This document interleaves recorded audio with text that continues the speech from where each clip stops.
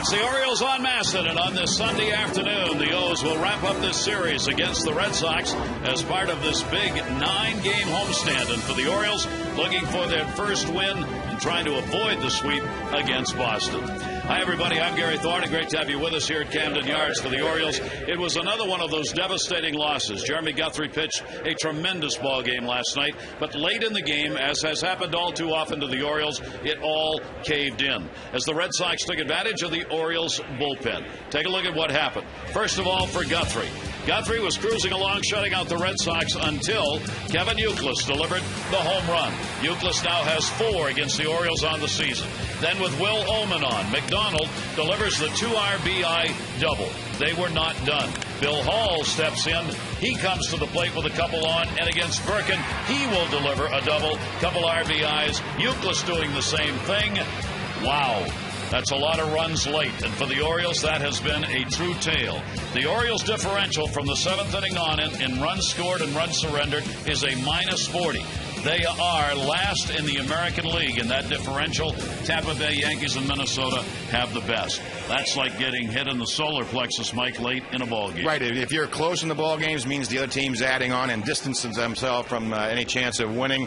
Last night was really a carbon copy of what we've seen through most of the year, with maybe even a little bit more glaring with Guthrie shutting them out for 6, and then somehow you look up on the scoreboard at the end of the night and they have 8 runs on the board. And the Orioles had chances that couldn't produce. Absolutely. They had their chances, and it just seems like the other teams, especially as you just pointed out with the Red Sox, they seem to be going top to bottom. And I guess the hope is sooner or later we start to hit from top to bottom. Yeah, because the players continue to say, and you do understand why they would, we're just not this bad. We are not that bad an offensive team. Yeah, and just wondering what is going to be the spark that turns it around. Is it a couple of blue pits that finally it gets off their back? Well, one of the things has been that sophomore jinx. Some of the younger players for the Orioles coming into their full second season have had some problems keeping it going. That's not unusual for sophomore players. Here's a list. Yeah, you can see Matt Wieters has dropped off about 50 points along the way. He's been doing a lot more catching, I would say, than he did last year, and has shown some signs of having a slow bat. Brian Matta started off the season pretty well, but he too has fallen into it over the last 6 or 7 starts, really heading in the other direction. And Brad Bergeson, who has already been up and down this year, has turned out to be mostly down. And Chris Tillman also has also had a couple of tough outings. And for Brian Mattis, he's trying to find a W. It's been 8 games since he has had a win. Will it be this Sunday afternoon? We're going to find out. Fans young and old on the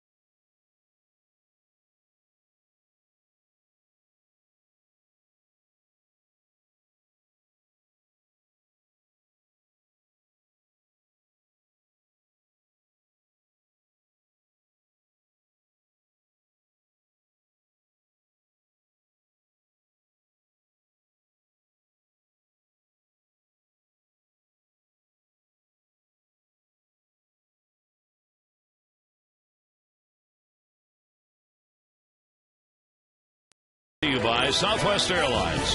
Go to southwest.com. Grab your bag it's on. Here at Camden Yards, the Orioles and Red Sox now knotted up on the season as each team has won 4 games. Let's take a look at the starting lineup brought to you by Southwest Airlines. For the Red Sox, Scudero, Pedroia, and Ortiz. Euclid is back at first. Martinez, Beltre, Hall. Mike Cameron is back playing today. And Darnell McDonald will be in right field. Euclid another big series against the O's.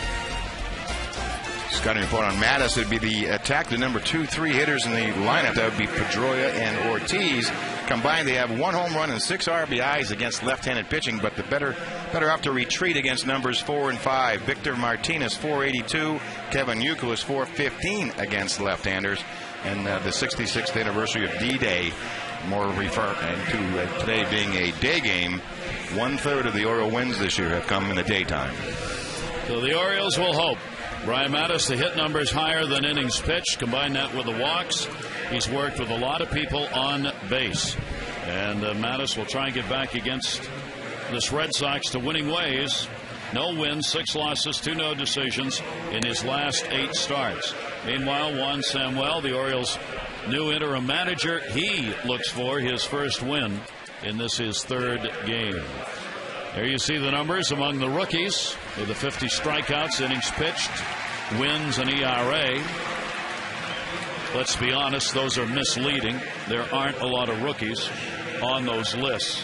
And while those numbers would say first and second, etc., it's first and second among a very few number of people.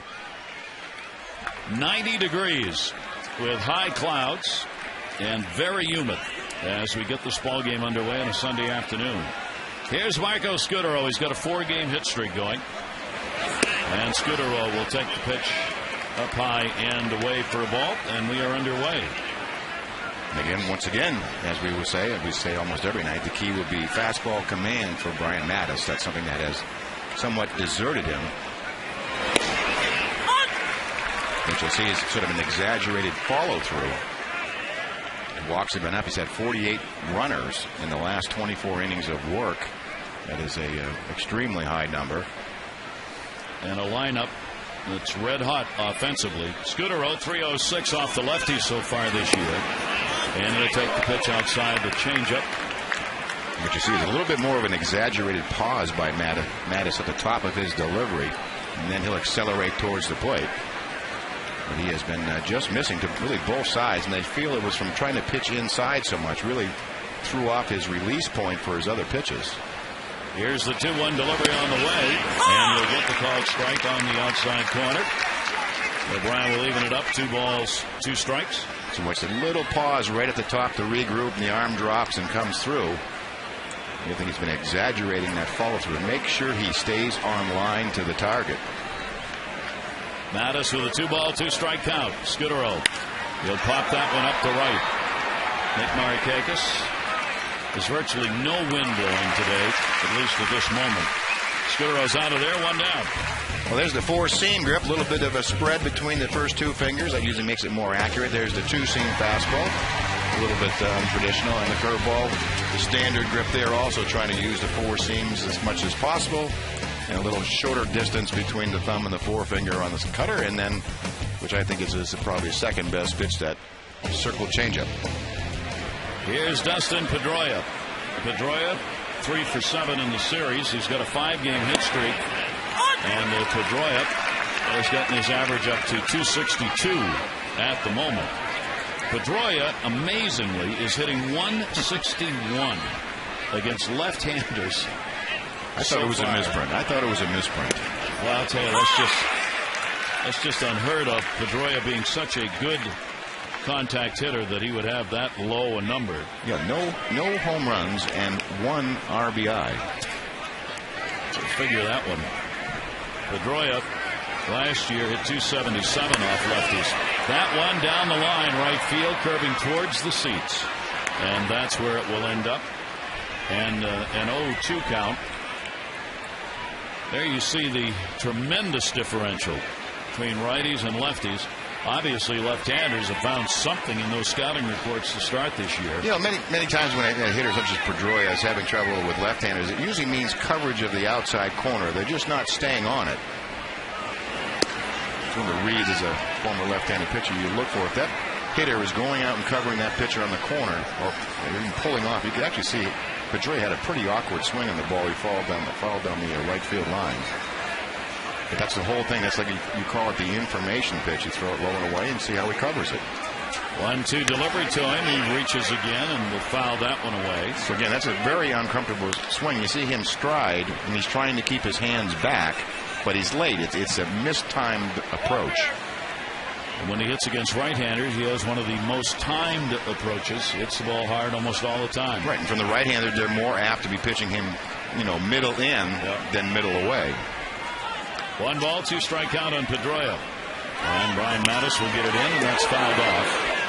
Ricochets off the wall out to third base. For Mattis this season, he is a pronounced fly ball pitcher, and that is somewhat different than what he had done in the minor leagues. He has the second highest percentage of fly ball outs compared to ground balls in the American League. He was not like that at the minor league level. Here's the 1-2 delivery, and a foul ball again. In the minors, he had 48% of outs recorded on ground balls. This season at the majors, 77%. You see the number of fly ball outs. Jeremy Guthrie is actually first in that department, and Brian Mattis on that list with 91. This is not a ballpark where it's particularly advantageous to be a fly ball pitcher. Well, it's hard to hit ground ball homers, number one. Yeah. Not very easy to do. 1-2 delivery way outside. It just seems with Brian Mattis, again, he may have changed. I didn't get to see him in the minor leagues. But when you're throwing in, and again, this goes back to maybe a change in philosophy over last 6 or 7 starts. Had some success pitching these right-handers in, and then it started to unravel. 2-2 delivery. Pedroia is gone on the changeup. 2 down.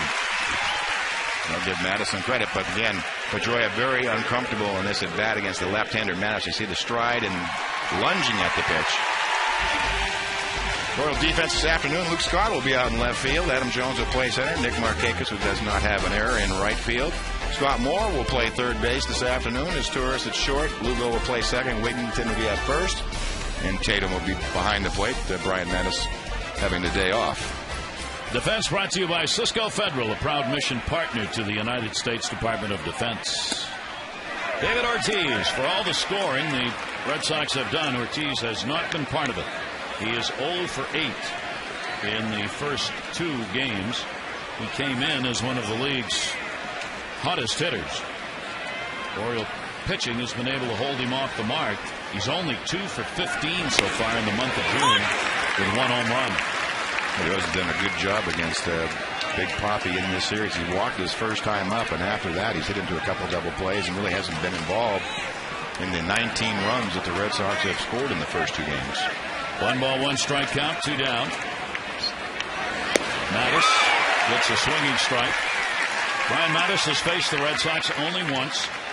It was on April 24. He was non-decision, 3 runs, 6 hits, 6 innings. In that ball game, his only career start against them, and it came at Fenway. Struck out 4 in that ball game. Here's the 1-2 delivery to Ortiz, and he goes down swinging. So Mattis a couple of strikeouts and retires the side in order. Orioles lineup when we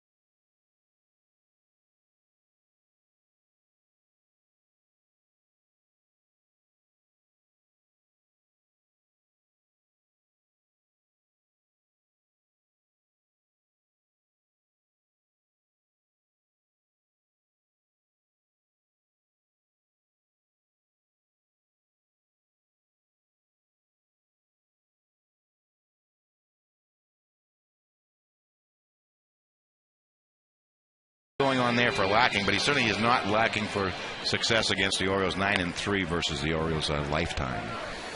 Veteran Lackey, 31-year-old right-hander, coming over to help fill in the rotation. Pitched with the Angels last year, where he went 11-8 on the year. And Lugo will take the pitch down low for a ball.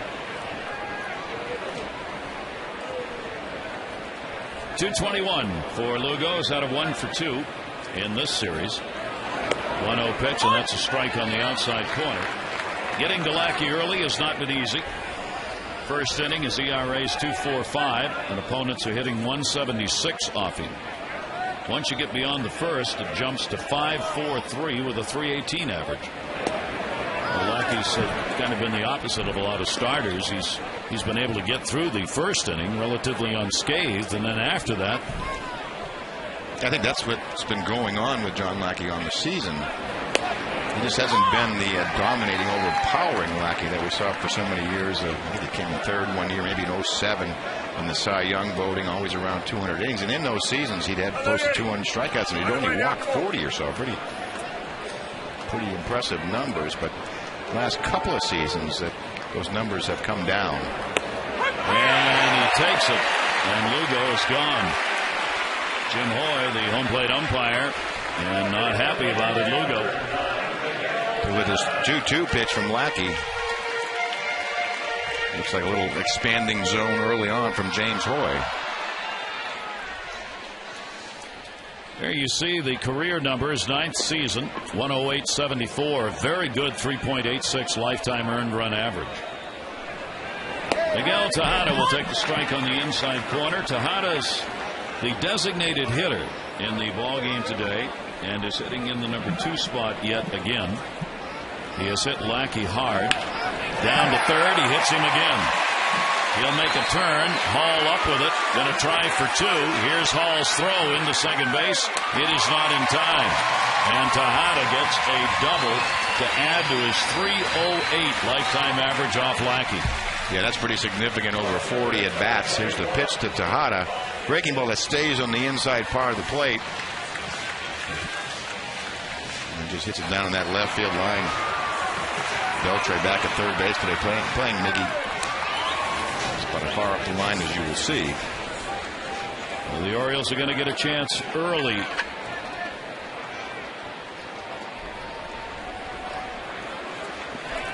Here's Nick Markakis. Nick has an 0 for 11 going, including an 0 for 8 in this series. The Orioles have lost a season high 10 in a row. They have scored only 16 runs, have hit just 190 and 145 with runners in scoring position, averaging 1.6 runs per game. In the air to left field, Bill Hall. He will put it away. Markakis is retired, and there are 2 down.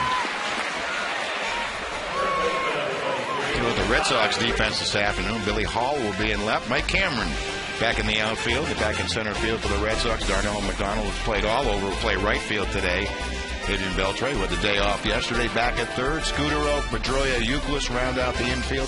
Victor Martinez, who played first yesterday, back behind the plate. So a lot of shuffling around of that Red Sox defense by Terry Francona.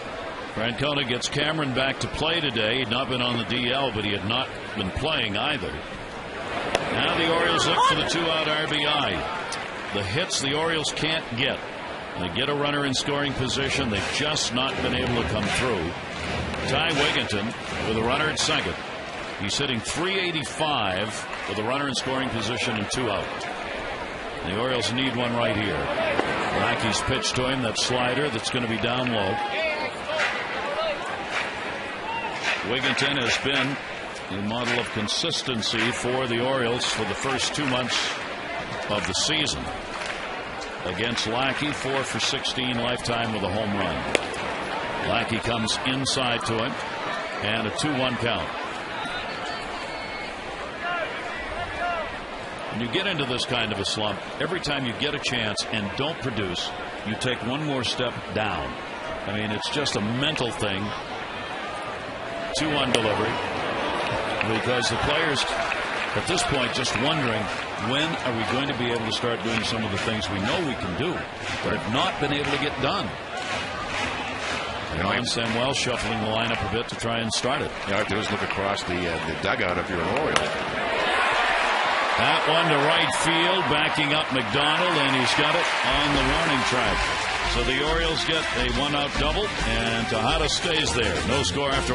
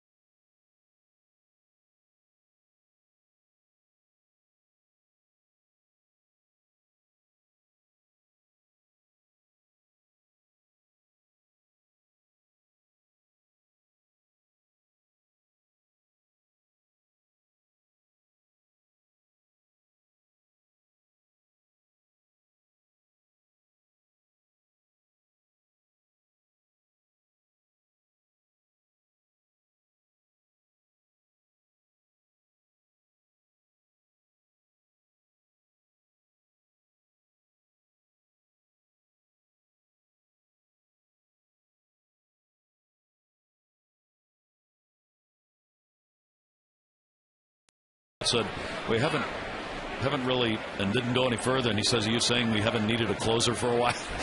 And kind of smiled and said, we're still hoping to get Will Oman in that role. 1-0 count, Kevin Youkilis. Youkilis, 5-game hit streak. He is 5 for 10 in this series. Just doing a number in the Orioles. It's been swinging the bat the entire series, much like the entire Red Sox team last night. That's off Jeremy Guthrie. Nothing game in the 6th. First pitch of the 7th. Gets the Red Sox on the scoreboard in the ever-animated Youkilis. He takes the pitch down low. He's had 2 runs, a couple of doubles, 2 home runs, and 6 RBIs in the series. He's among the leaders in slugging percentage. Youkilis at .733. Bautista, Cabrera, Morneau. Look at David Ortiz. That one down the line in right field. That'll end up in the seats. And a 2-ball, 2-strike count. Red Sox offense, Mike, second in just about every category. Yeah. To the Yankees, seems it's one or 2 all the way across the board. Certainly as Youkilis and Victor Martinez on deck, who's been carrying the Red Sox against left-handers. Here's the 2-2 delivery on the way, and that's going to be taken up high. Kevin Youkilis with a .419 average against left-handers. That is 3rd best. You would think .419 would be a leading number for your ball club. It isn't. Here's the 3-2 delivery. And the ever-dangerous walk to lead off an inning.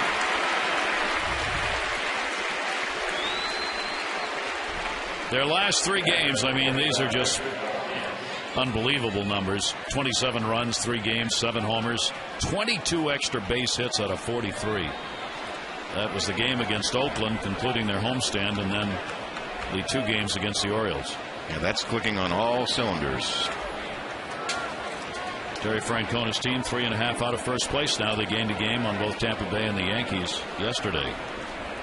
Youkilis on at first. Josh Beckett still not available to pitch. Breaking ball is in for a strike, and yet they're winning. Well, here's the reason Youkilis isn't #1 against left-handers on his team. Because Victor Martinez is. Martinez likes swinging from this side of the plate. .382 against left-handers, #1 in the league. 0-1 delivery to him. 1-1. I mean, he's had 56 at bats against left-handed pitching.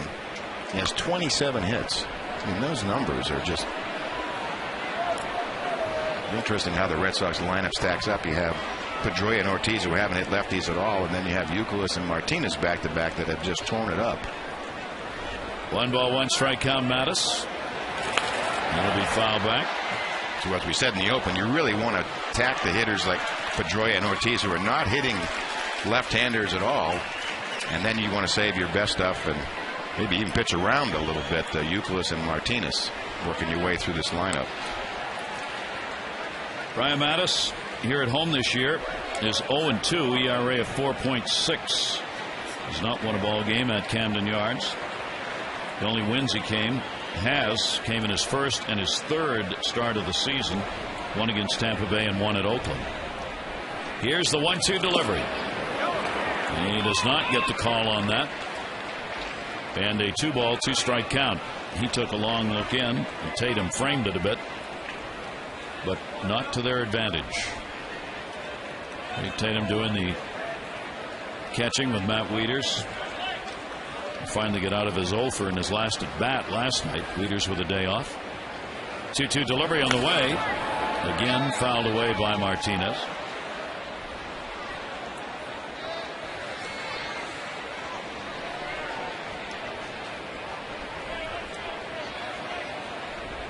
There's Wieters. Juan Samuel made it clear that while he wasn't starting, it doesn't mean he's going to have the day off. Just not starting the day. Just not starting the day. Martinez 3 for 8 in this series. 2-2 delivery to him in the air to left field. That ball is hit deep way back, and goodbye home run. A 2 RBI homer for Martinez and a 2-0 Red Sox lead.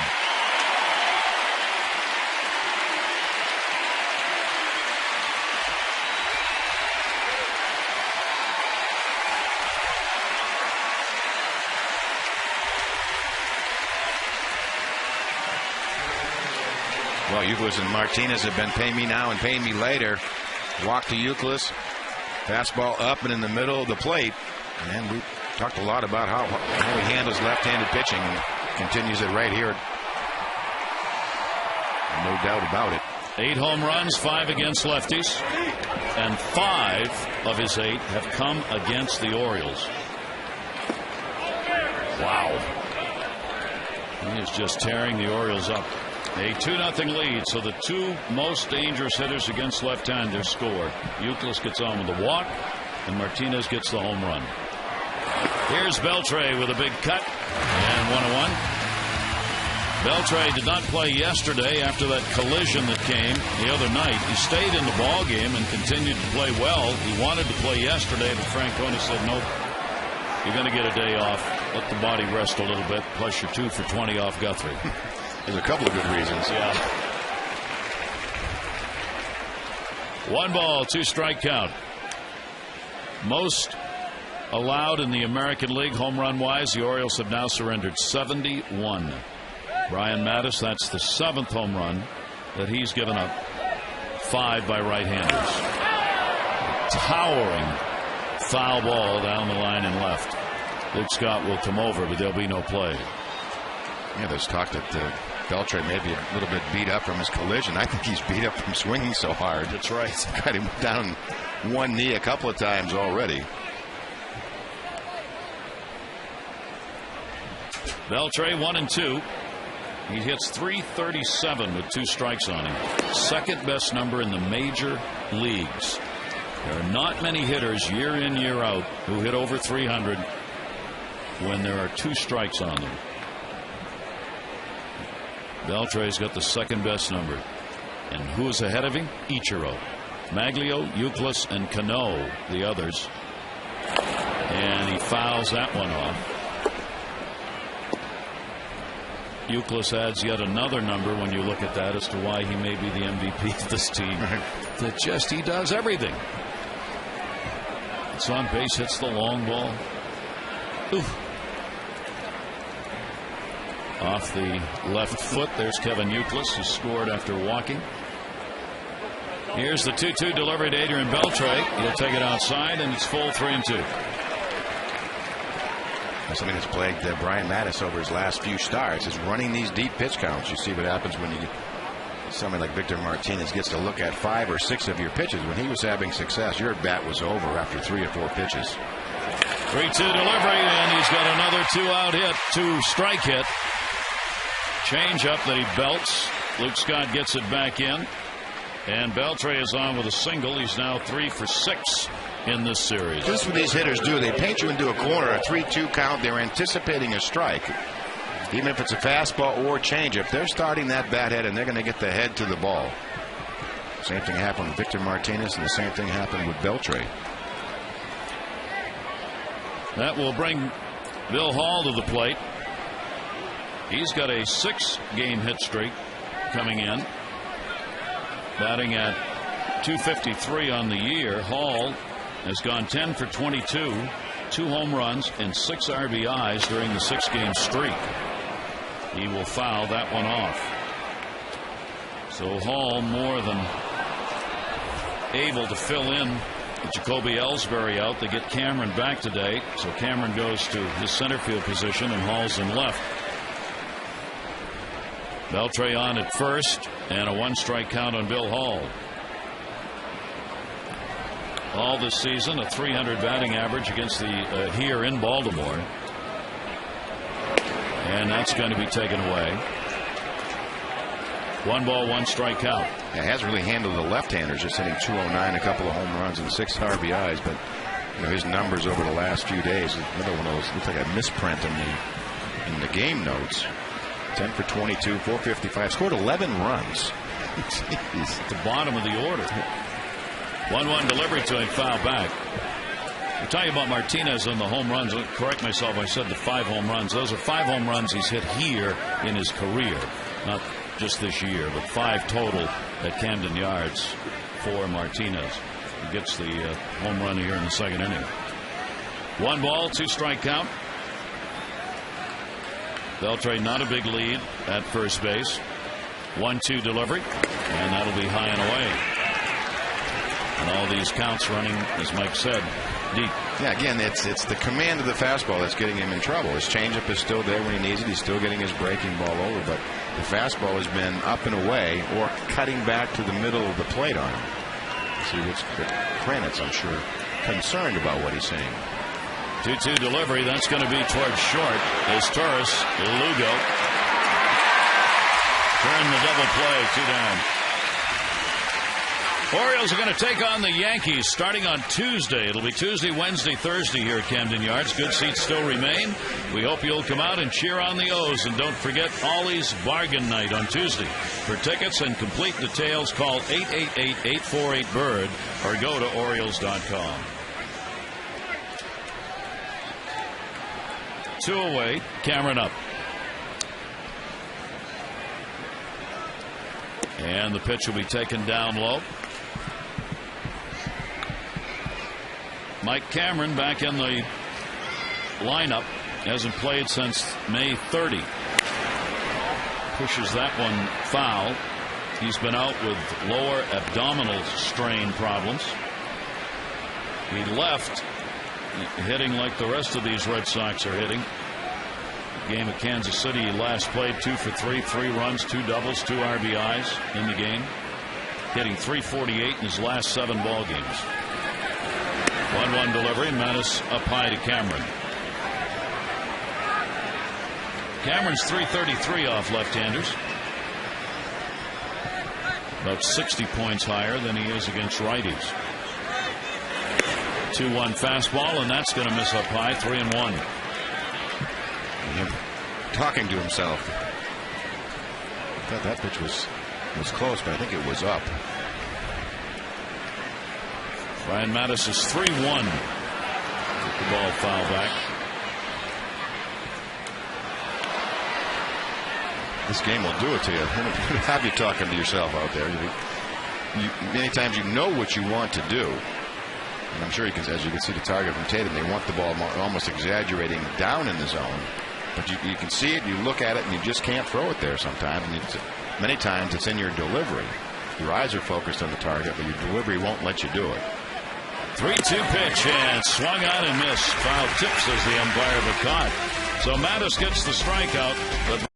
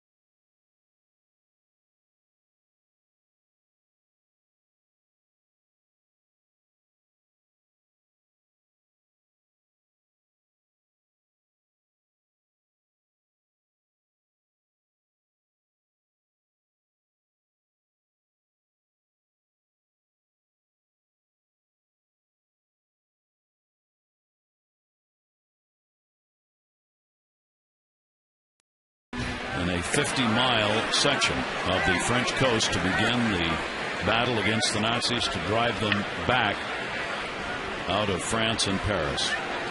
D-Day. Yep. Baseball canceled its schedule that day and urged people to stay home and pray.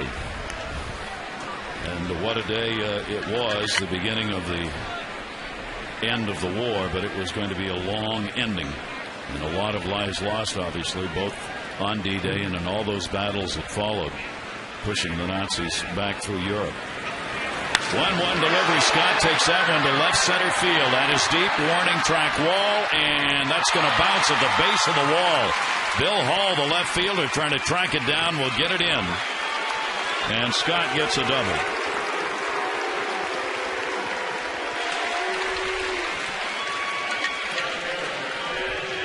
Take a look at this pitch from John Lackey. Looks like it may have been a cross. I see Victor Martinez's reaction. He just ducks and tries to get out of the way. Ball almost cleared that left center field wall. I'm not sure what was going on there. I think Luke Scott thought he had it all. He could have had a triple on that. He was in his home run trot, and that ball wasn't a home run. Scott on at second base, nobody out. Admire later. Run now. Pitch is taken down low for a ball. Adam Jones a 1 for 5 in this series. Orioles down 2-0. They get their second hit, 2 doubles in the game. I guess I always reflect back on Earl Weaver. Now Juan Samuel is wearing those shoes, but Earl used to say, you know, boys, you know, it's tough to hit, it's tough to throw. Everything in this game is tough to do. The easiest thing to do in the game is to run. And Juan Samuel, I suspect we'll have something to say about that behind doors or down in the runway a bit later. A 2-0 count. Jones going to make him work. Lackey gets it in there for a strike.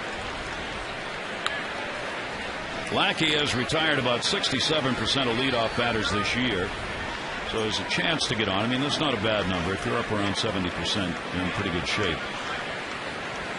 2-ball, 1-strike count. Scott a good lead at second. Jones takes it. It's inside. And the count goes to 3-1. I mean, Lackey has virtually no, I mean, there is a strikeout to walk ratio, but it's 40 to 32. Yeah, it's strange. And just trying to watch and see if I can see anything that he's doing differently from those. You know, you talk about sometimes a pitcher, a hitter losing arm, or a hitter losing bat speed. It seems like that's what's going on with Lackey. He doesn't seem to quite have the same arm speed, the ball coming through. Everything just seems to be scaled back a notch. Sometimes you do that to gain better command, but it's not certainly showing up in the results, even though he's still the workhorse, still pitches deeply into ball games. Yep. Jones went after what would have been ball 4, 3-2 delivery, and takes strike 3. So Lackey inside outside on Jones, one away. That'll bring up Scott Moore. He's getting a chance at third base, his first start at third. Moore in the ball game last night, 9th inning, picked up a big base hit, a couple of RBIs, bringing home Wieters and Jones. Well, that's another good thing about that. It ended that shutout streak. Let's put one of these negative numbers behind us. Now you know you can score, so let's go out and score. 19 2/3 innings, or 19 innings had gone by without a run. So Moore starting at third. Tejada's DHing. Sky's darkening here at Camden Yards. Lights are on and need to be on. There's Miggy, who's the DH. Scott Moore will take the pitch outside for a ball. He's faced Lackey only a couple of times. 1 for 2.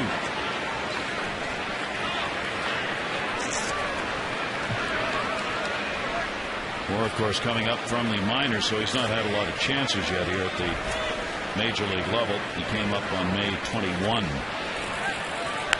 Fouled off. Juan Samuel was talking about the fact when Samuel was with the Tigers, Moore was selected by the Tigers in the draft as a shortstop.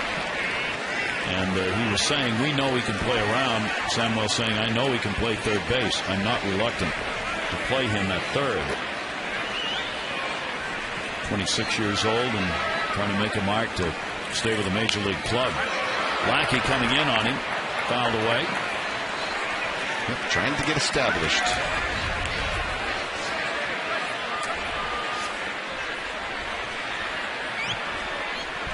Trying to get a run in from second base. Luke Scott with a leadoff double.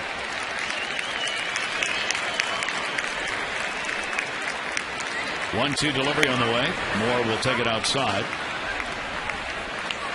Red Sox are letting Luke Scott get as big a lead as he wants. They are not moving in. Lackey didn't even look back last time. He's not going to steal, but with only one away, it is important he get off that base as far as he can on the pitch, so that on a base hit, he's got a real good chance to come around. 2-2 delivery on the way, and that's what that is down the line. No, a foul ball.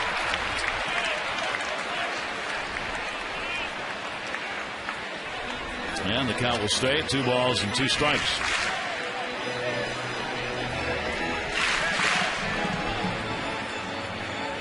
Just trying to figure out what's going on with John Lackey. Also, there's a day-night sort of numbers to this equation. He's 5-1 at night in 8 starts, and 1-2 and almost a 8 ERA during the daytime. So I don't know, now that it's dark and the lights are on, maybe he'll think it's nighttime. That's going to be in the hole. Fine running throw. Scudero not going to be in time, and it gets away. Scott will move over to third. Kevin Youkilis trying to backhand that, couldn't. It'll be an error charged on the throw by Scudero, allowing Scott to move up and a hit for Moore. Just out of the reach of Beltre at third. Scudero backhands it, long throw with his momentum going the other direction, and Youkilis on the first base end. Again, just out of Beltre's reach. Jump throw by Scudero. Takes kind of a funny hop away from Youkilis. Never really had a chance at it. 8th error charged on Scudero this year. And the Orioles get a chance. Runners on at first and third. And Tatum coming to the plate. The Oriole catcher making his 11th start of the year. Only 30 at-bats on the season. And Craig Tatum will take that down low for a ball. And here's the Orioles' opportunity to cut into that 2-0 lead the Red Sox have. Little breeze has picked up. It's blowing out towards center field right now with the storms in the area. Tatum 2 for 6 with runners in scoring position. Takes a slider down low and gets ahead on the count. 2-0. Well, favorable count, favorable situation. The Orioles had such a tough time scoring runs in these situations. Usually feel like the pressure is on the pitcher. But through this stretch, you feel like the pressure is on each individual hitter that walks up and into these situations, because they've had just such little success in them. As Turris is waiting on deck, a 3-0 count on Tatum. Runners off first and third. Taking all the way in their first strike. John Lackey lifetime is 9-3 with a 3-1-7 against the Orioles. Here in Baltimore, he's pitched a number of starts, 8 starts. This is his 9th here. He's gone 4-3 at Camden Yards. ZRA in this ballpark 3.6. Hoping to catch more leaning. And he did have a little lean. Again, you can run on this Red Sox team. There is one sort of glaring weakness. It's their defend against the steal. Tatum with a 3-1 count, 1 down. Infield looking for the ground ball here. Runner goes. Swung on and missed, and the throw not going to be in time.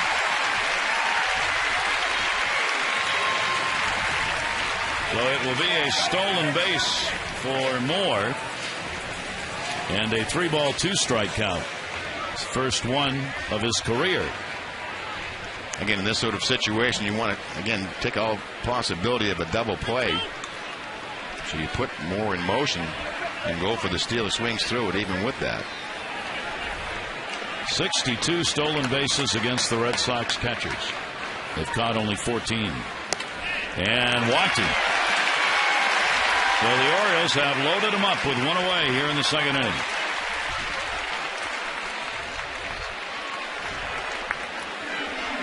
Last night the Orioles loaded them up in the 7th inning with 1 away and could not get a run. They did it with 3 walks. John Farrell, the pitching coach, will come out to have a word here.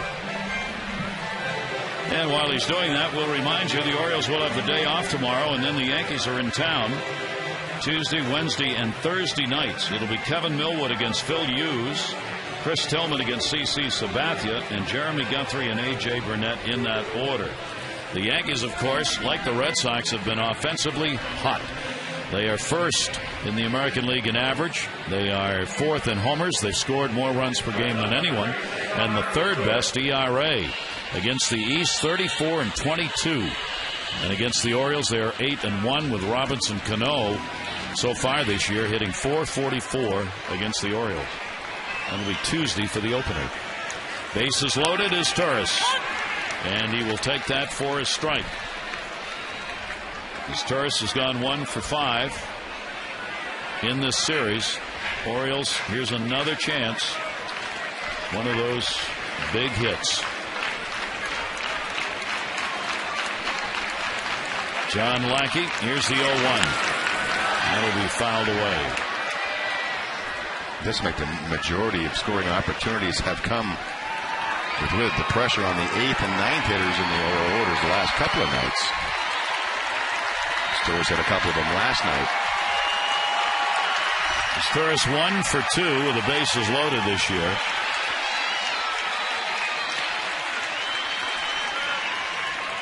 Four for 24 off Lackey. Lackey wanted the call, didn't get it. Gave a little body motion on that one, and a 1-ball, 2-strike count. It has not been, I guess, determined at this point. For sure, it's not a low strike zone being called today. Is Turris? Did he go after it? No. Rick Carapazza, the third base umpire.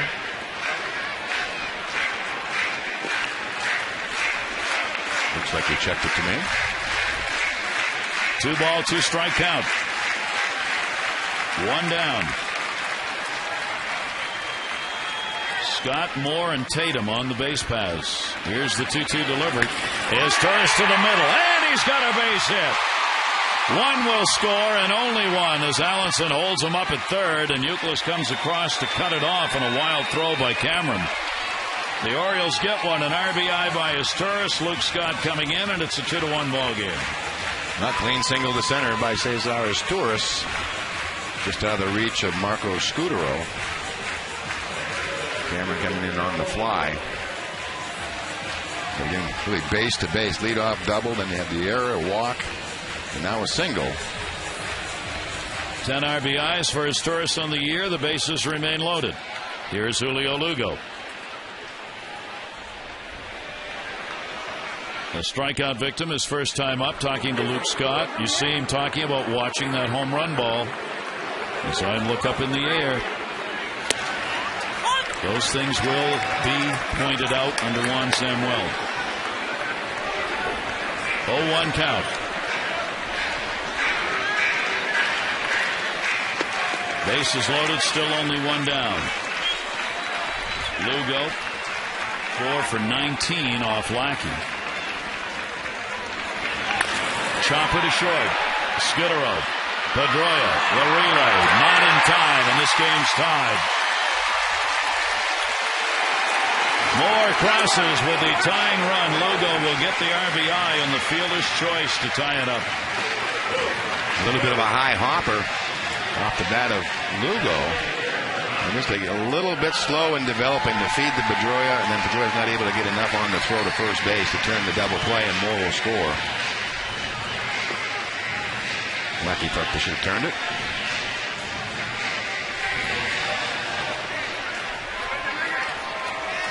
Two down. Now runners on at first and third. Here's Tejada, who doubled his first time up, 2-2 game. On the throw over, we'll get Lugo back to the bag. Red Sox pitchers, no matter who's on, have to be keenly aware of the potential stolen base because teams have run so much on them. Lugo's 3 out of 5. Tejada to second base. Pedroia had moved over there, perfectly positioned, and they get the out. The Orioles, though, come up with a couple of runs on 3 hits. They will leave 2 on. Ball game is tied up at 2-2.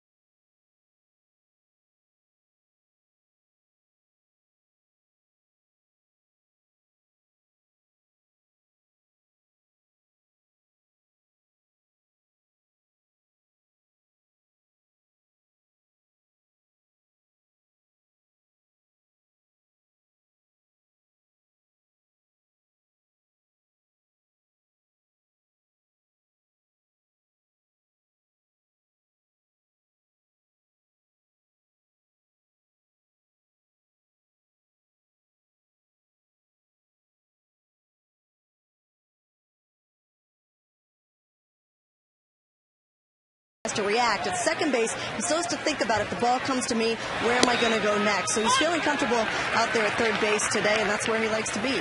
Gary? And Everett may get more chances there. Apparently it's raining. Everett has the umbrella up. I've tried to ignore that at all costs. Darnell McDonald, the 0-1 delivery. In the air to right center field. Nick Markakis. McDonald retired, one away here in the third.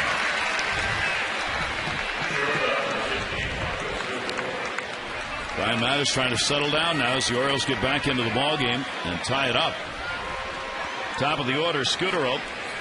He flied out to right field his first time up. Marco Scudero. Are you thinking about food again? Last night it was garpaz, and I just didn't know where you were going with that. No. Oh, it's that famous swimming pool game I always think of. Good Marco. Center field. Jones is there. And a couple of quick fly ball outs. One of Birdland's favorite annual promotions returning to Oriole Park on Friday. The first 25,000 fans, 21 and over, will receive the reversible Orioles floppy hat, presented by Miller Lite. So don't miss out. The Mets are going to be in town. 7:05 game. It's coming up Friday. Get your tickets in advance and save 888-848-BIRD or Orioles.com. Good day to have the floppy hat with you. It's particularly dark right now. Here's Pedroia, strikeout victim, his first time up.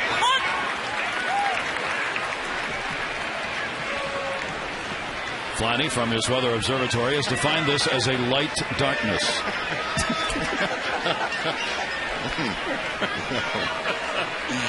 It's starting to turn into a George Carlin routine, you know? And the partial scoring from the coast is 7. See, you would have loved during World War II. I would have loved during World War II. And again, I'm just trying to tie this all together. You know? Okay. Good introductory sentence. They had something, the Office of War Information had a ban on mentioning weather during the ball games. Really? They did. So, you would have loved that. I would have been arrested. Matter of fact, What new? There was one story that Dizzy Dean went on the air and he couldn't mention the weather. And so they said, for all you people at home, open your window and look out. I think that's good advice, whether there's a war going on or not. Absolutely. We need to come up with another ban on the weather. 2-ball, 2-strike count. You can see the folks keenly observing the weather. They remember Dizzy Dean. And the count goes to 3-2. Mattis with a chance to retire the side in order. He did that in the first. Youkilis got on with a walk, and Martinez hit the home run in the second for the 2 runs for the Red Sox. Pedroia and the 3-2 delivery. Center field, hit hard, but an Adam ball. And Adams got it. A 1-2-3 inning. We go to the bottom half of the third. Ball game tied.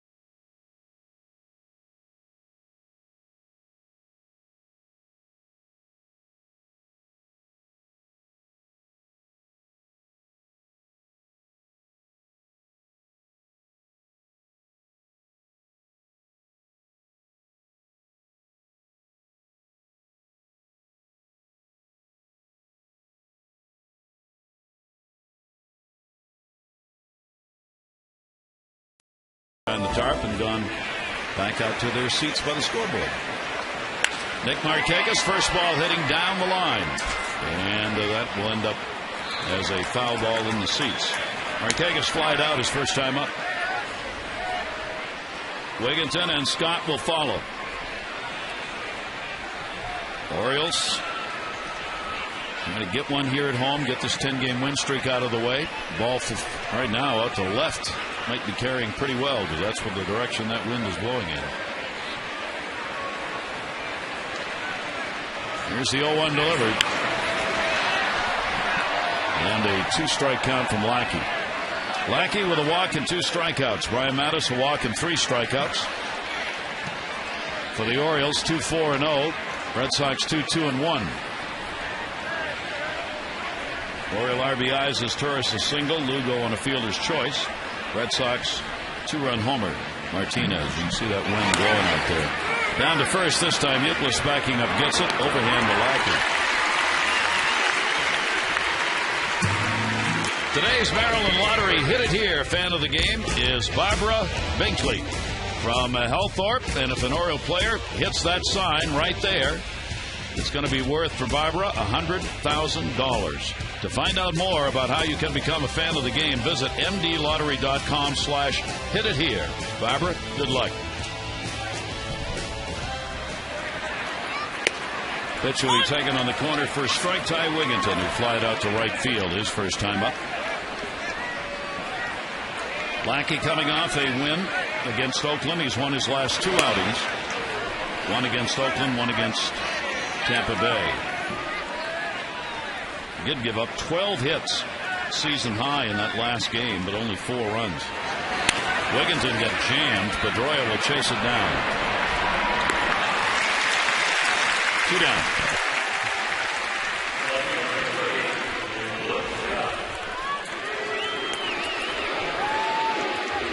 That'll bring Luke Scott up.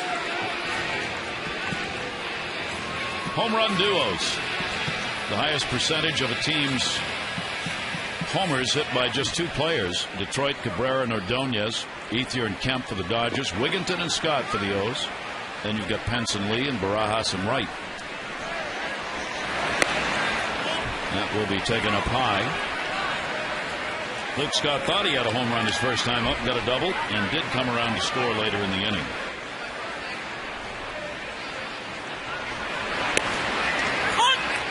Orioles with 47 home runs. They are tied for 9th in the league. Red Sox with 79. They are 2nd.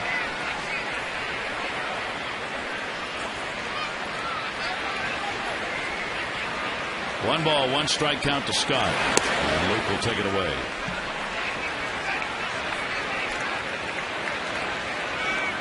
I think they really tried to stay away from Luke Scott. Lackey trying to run that sinker and changeup down and away. 2-1, thought about it. It hits the inside corner. 2 ball, 2 strike count on Luke. Lackey's one of those. First pitch strikes matter. First pitch is a ball. Hitters are 330 after that. If it's a strike, they're 263. Here's the 2-2 delivery. Scott inside again.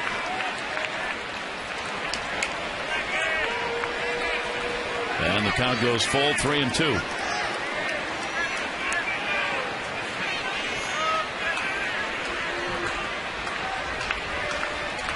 Three-two delivery, and Scott will take it into right field for a base hit. Lackey got that one up a bit, and Scott went at it, and he's got a 2 for 2.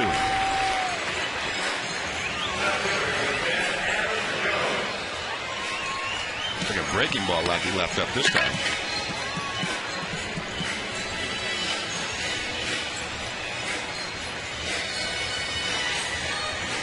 Let's see if the Orioles can get a 2-out rally going here. Adam Jones, a strikeout victim, his first time up.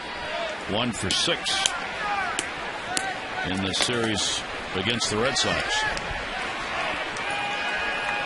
Storm still whipping around here. Jones takes it inside for a ball. Adams hitting .343 against the Red Sox overall this year. He's had 2 home runs, 4 RBIs, 1 double. Lackey into the rosin bag. 90 degrees when we started and humid. So again, the pitchers really kind of slowed it down. Jones unable to catch up with that off-speed breaking ball. 1-1. Yeah, like using that familiar combination, fastball, slider. The back door to front door. Blackie this year, the left-handers are hitting .298 and the right-handers .302. Can't get much closer than that. Overall, .300 average against him. And rain coming down again. Here's the 2-1 delivery. Jones swinging through that one. Fastball. Pretty good zip on it. The 2-2 count. Yeah, he's pitched mostly around 88 to 91. They're getting better enough change speeds, moving in and out, up and down. 2-2 delivery in the dirt, blocked.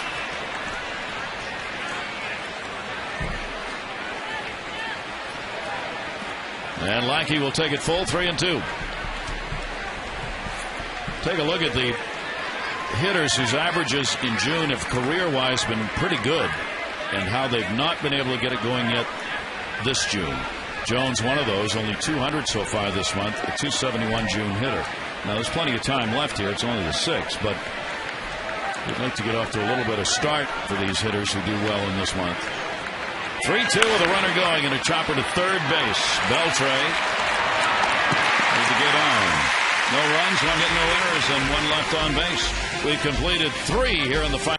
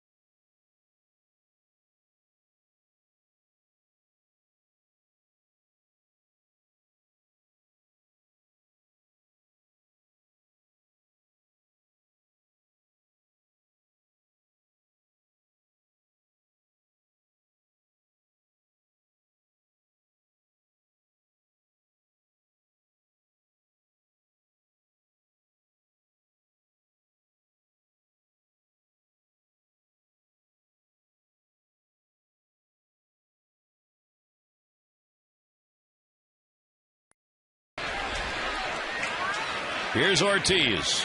Brian Mattis' pitch to him will be popped up. Long run, third base-wise, but it's going to end up in the seats anyways. The Orioles have the shift on. Ortiz, a strikeout victim, his first time up. Just about 1/3 of David Ortiz's bats against left-handers have resulted in strikeouts. He's obviously picked it up big time against the right-handers. 200 off lefties, 276 right-handers. And Ortiz way out in front of that one. As we talked about in the beginning of the show, the way a pitcher works his way through the lineup is to attack those, again, like Pedroia and Ortiz, who have had trouble with left-handers, and then to be careful with the ones that are hot, which would be Youkilis and Martinez, who follow. Ortiz only hit .212 against lefties last year, so He hasn't had good numbers against the left-handers last year in this. The 0-2 delivery to him. That'll be outside. Is he upset with himself? The hardest thing for a left-handed hitter to do against a left-handed pitcher is sort of keep that front shoulder in. Gives yourself a chance to hit the outside breaking ball. You could tell David just the way he took that pitch. Knew he couldn't have hit it. He's 0 for 9 now in this series. The 1-2 delivery. Right center. Jones over. Markakis over. Jones wants it. And Brian Mattis is a fly ball pitcher in this game, as he's been most of this year. Time for our AT&T Mobility Trivia question. Before 1880, how many balls did it take to walk a batter? I think it's C. C, 7. I think it's A. The answer is D. Boy, we were close. That is surrounded. 9. Jeez. Talking. Jeez. I walked 2 guys this year. That was terrible year. 9. Can you imagine having that in this day and age? The games would be 18 and a half hours long. I think, they figured that out pretty quick. The 9 wasn't going to work. The game was invented with a lot of numbers and designs that have stayed in place. Yeah, some neighborhood bully made up that rule. Nine balls for a walk. That's not close. I mean, how did the umpire, signal with his hand how many balls there were? Take a shoe off. Count is 8-2. 7-2. 7-2. Back out there and pitch. Youkilis a walk and scored his first time up. 2-ball, 1-strike delivery to him. And a roller down to third. That's going to be Moore.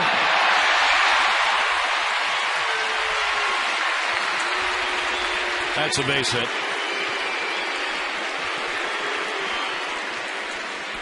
Now Kevin Youkilis just tops this ball perfectly down the third baseline. Moore tries to circle it, get around it. Looks like it goes off the webbing of his glove and away. I'm sure we didn't ask him, how do you get hits like that? Martinez coming up, and he has our 4th drive of the game. Back to the second inning. 3-2 pitch, belt high. Deposited about 15 rows up in left center field in the game. Well chronicled today. The outstanding numbers he has. He and Youkilis both against left-handed pitching. Runner on at first base. 1 out. Your local Ford dealer invites you to experience Ford like never before. Ford, drive one. Kevin Youkilis on at first base with the infield hit. That is the third hit rather, for the Red Sox in the ball game. And Youkilis gets his 6th infield hit of the year.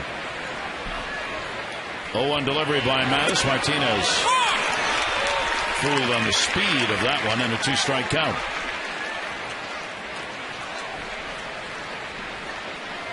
Juan Samuel hoping, after a well-played ball game through the first 7, got away in the final innings of the ball game last night. Here's the 0-2 delivery. It'll stay that way. It's always that third strike that's the toughest. You can see Victor Martinez changes his approach a little bit once he gets the 2-strike too. He'll spread out his stance, sort of go flat-footed, and just use his hands. He's had 11 hits now in his last 18 at-bats. Here's the 0-2 delivery to him. It'll be up high. Martinez, 8 multi-hit games in the last 12 that he's played in. That's how hot he's been. Played at first base last night. He hadn't been at first base for a long time, and he did a real good job. Made some nice defensive plays. Started at first base for the first time since last year, the last weekend of the season. 1-2 delivery, and good pitch. Mattis had him leaning on the front foot. 4 Ks. So he takes a little bit off this curveball. Stays up in the zone a little bit, and Martinez swings through it. Tries to wait back, but unable to. Now with 2 down, Beltre up. Beltre a single his first time up.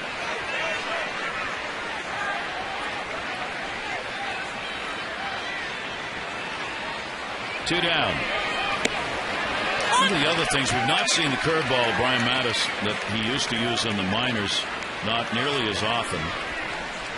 The curveball in the minors, 58% of strikeouts came on it. It has dropped down to 52%. The changeup has become the pitch that's taken over for the curveball, and there it is right there.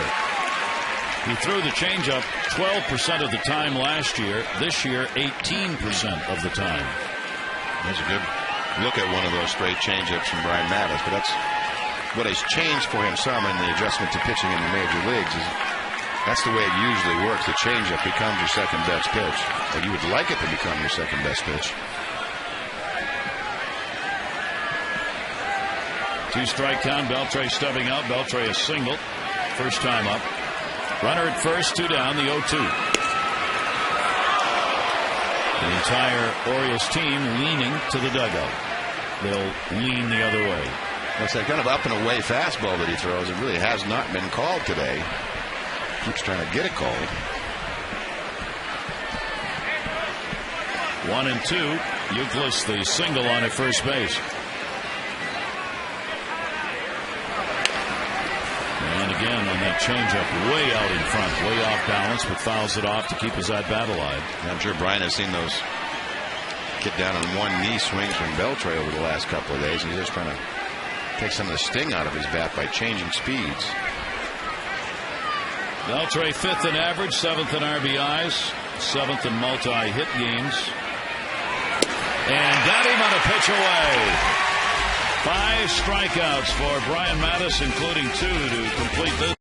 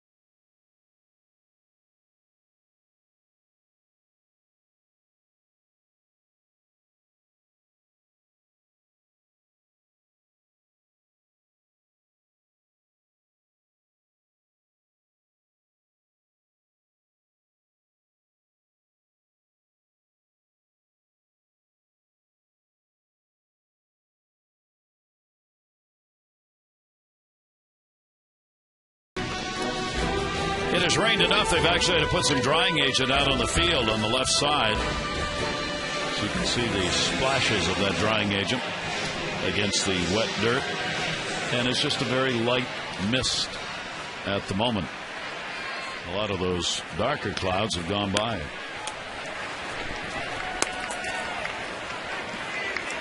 Moore will lead it off. He had a single and scored in the second inning. His Torres an RBI single, Lugo a fielder's choice RBI, Victor Martinez a 2 RBI homer. They are the runs in this game.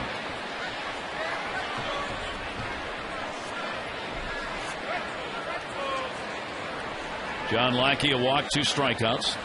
0-1 delivery. Moore It's that slider inside. And a 1-ball, 1 strikeout. Big 9-game homestand for the Orioles. 3 against the Yankees, 3 against the Mets upcoming. 1-1 delivery. Fouled off the other way. Eddie Murray's going to be joining us for the first couple of games with the Yankees. Oh, good. And a chance to see Eddie in Minnesota. He worked with us.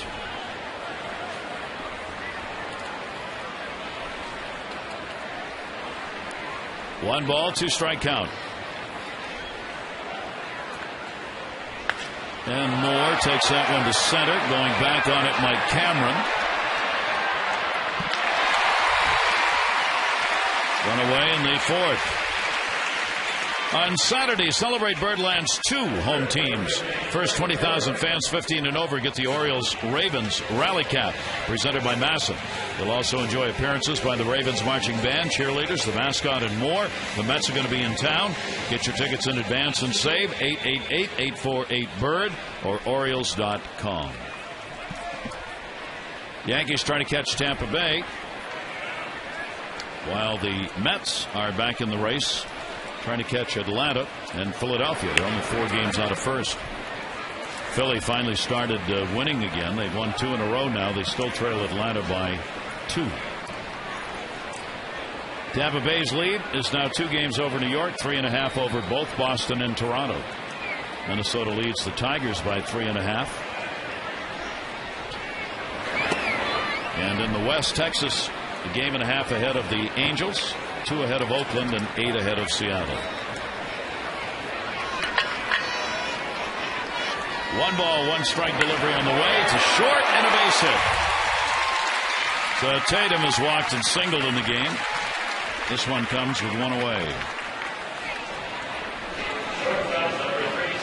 The fastball in the middle of the plate to Tatum. He's right on the button. Clean single in the left field. Got to get some production on the bottom of the order. That'll put a smile on his face.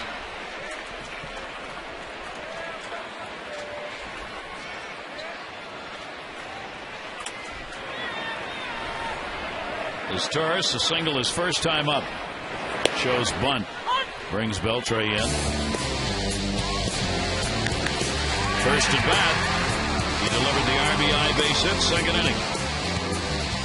Would get Scott home. Lugo will follow with an RBI and a fielder's choice to tie the game up.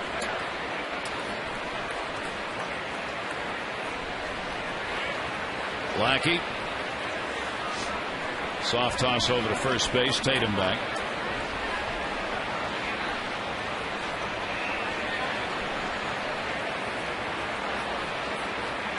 No reason to believe Tatum will be running here. Sturris gets that hole between first and second if he stays. The 0-1 pitch the other way instead. Pedroia. There's one. Scudero. No runs on 1 hit, no errors, and nobody left on base. It remains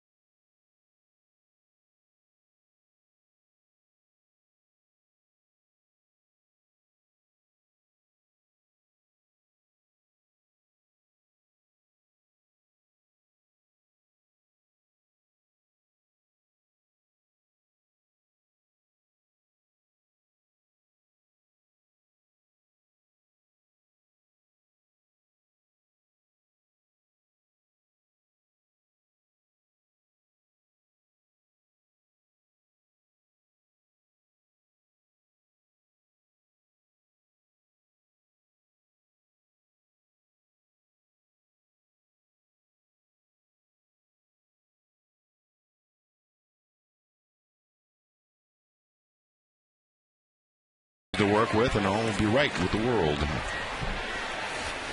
2-2 ball game. Brian has not had a lot of run support this season. That can be said by a number of the Orioles starters. 3.4 runs per game and only 2.3 runs per game while he's actually been in the ball game pitching.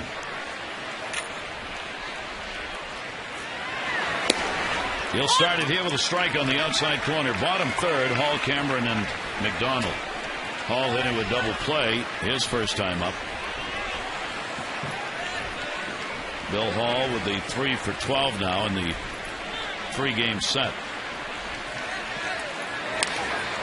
And he will foul that one back. No, your offense has not been picky on who they give run support with. They really haven't given it to anybody. Once in a while there's one or somebody in the rotation will get an excessive amount of run support. Not this year. We were talking about that before the game, Mike. There really have been only 2 ball games, right, where the Orioles, I mean, they weren't laughers, but they got a lead. That'll be the 6th strikeout, 3 in a row as Hall goes down. Again, starting to settle in the 0-2 pitch and not messing around and running deeper in the ball into counts. Puts it in a real good spot. But yeah, I'd consider there's been 2 sort of, I mean, call them laughers, but games you can at least relax some. There was one in April that Mattis pitched out in Oakland. It was 8-3, and that was really it for April. And the other one was in May, Jordan Guthrie against the Indians here in Camden Yards, an 8-1 final. Other than that, you know, their 4-3 extra inning, 1-run games have been how they've won them. That is taken for a strike. Mike Cameron, a strikeout victim, his first time up. 37-year-old veteran on to work in the outfield and provide some pop in the lineup. He had 250 with the Brewers last year, 24 home runs, 70 RBIs. He is a 250 lifetime hitter, but comes in with the 20-plus home runs a year mark. 2-1 delivery. That one down to third, and he can play defense.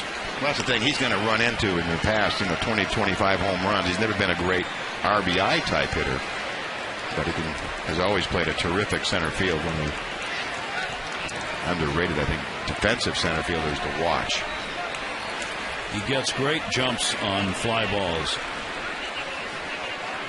2-ball, 2-strike count. Mattis will miss up high to him.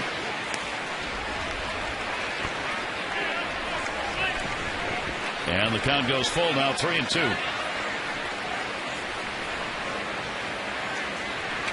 Cameron with 1 down and nobody on. And Mattis will walk him. That is the second walk surrendered by the Oriole left-hander today. Next Sunday, the first 10,000 kids 14 and under at the Orioles-Mets interleague game are going to get the reversible Orioles floppy hat of their own. It's a kid-sized version of the O's floppy hat we've been talking about, and you can get it here only at Birdland. Young man right there taking advantage of it. Get your tickets in advance. Save 888-848-BIRD to go to Orioles.com. That's next Sunday, the kids 14 and under. The youngsters floppy hat. McDonald, who flied out to right field, makes the big cut and misses. He's checking down at third with Tim Bogar. Little light rain continues to fall. 0-1 delivery by Mattis, popped up left center. Jones. 2 down.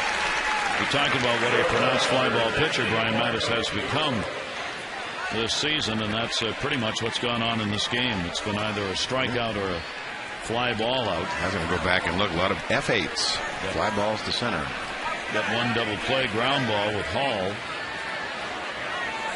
Juan Samuel watching, hoping for his first win as a major league manager. Brian Mattis hoping to get out of the slide of 8 games without a victory.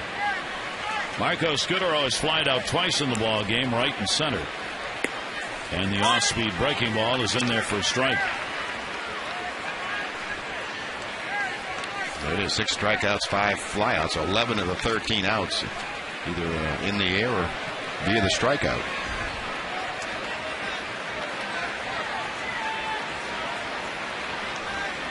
Look over at first base, the 0-1 delivery.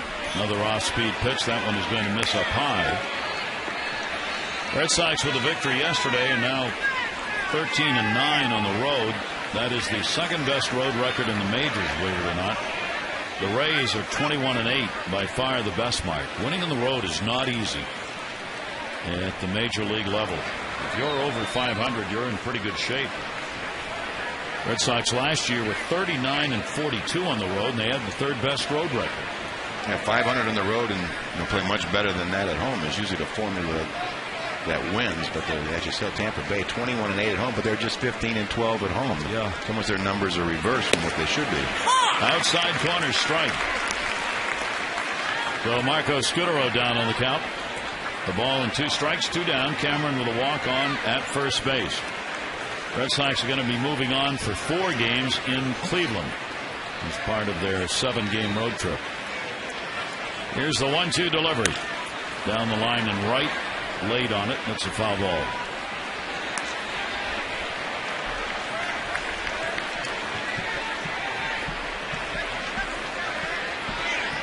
Brian Mattis working against a team that has had 10 or more hits in 5 of their last 6 games.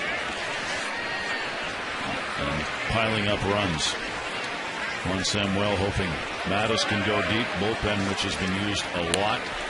Foul back into the screen. Brad Bergeson, of course, remains in the bullpen. As Amber talked about earlier, Juan Samuel saying before the game how long that's going to last, they don't know. It just will depend on need.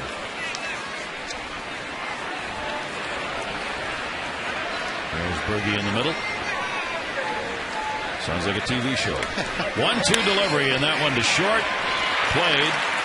They get the out at second base. Good job by Mattis after the walk to Cameron. 1 left on. Ball game tied.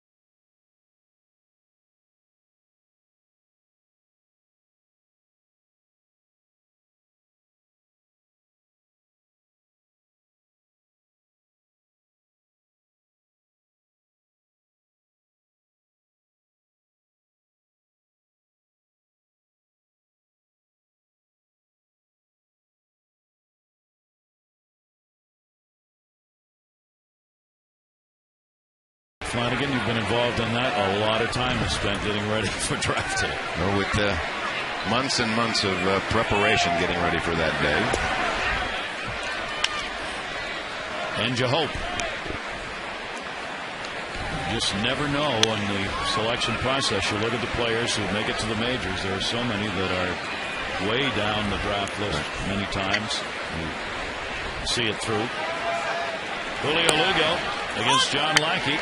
Lugo has a fielder's choice RBI, and he has struck out. 2-6-0 for the Orioles, 2-3-1 for the Red Sox. Lackey and Mattis tied up in another pitcher's duel here.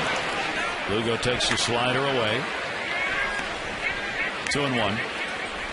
Lackey throws about as many sliders as anybody.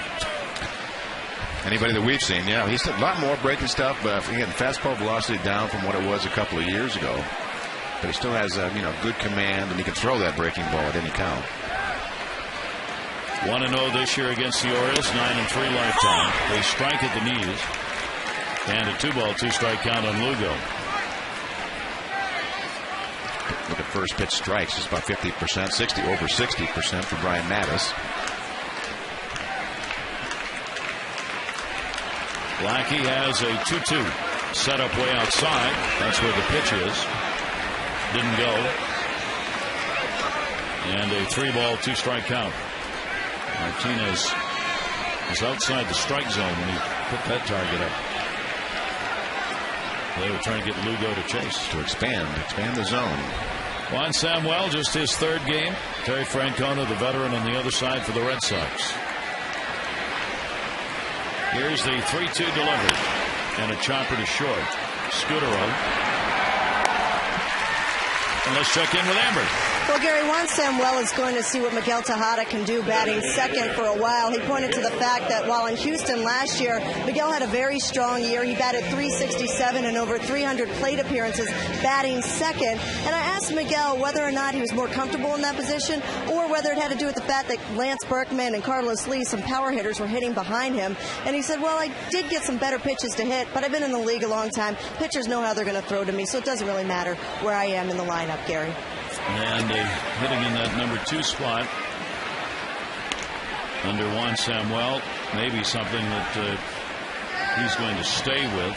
All things subject to change as the Orioles try and generate some offense. 6 times he's batted second now. That one in the air to right field. McDonald. 2 down. Tejada continues in that stretch without a home run. 134 at bat, second longest of his career. Longest was 173. So 2 away here in the 5th.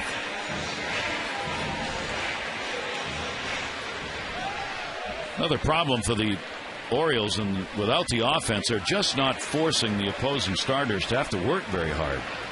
Yeah, there's a consecutive streak. I think it's I saw that the streak of 10 consecutive starts by the opposition are all quality starts against the Orioles. But the pitch counts have not been high, and you don't get hits, and you're being retired with 3 or 4 hitters an inning. It allows the opposing starter to stay in the ball game.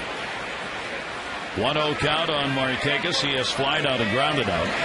Nick is now up to an 0 for 13.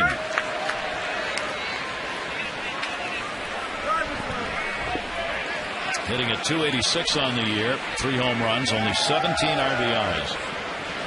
Lackey at the 80 pitch count.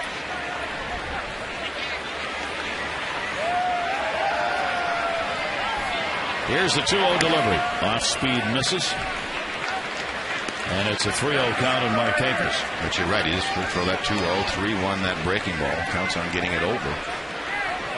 And for the most part, he does. Not as often this year. I think it also tells you that he's not quite as confident as fastball as he was a couple of years back. And Markakis looking all the way will take that one for a strike.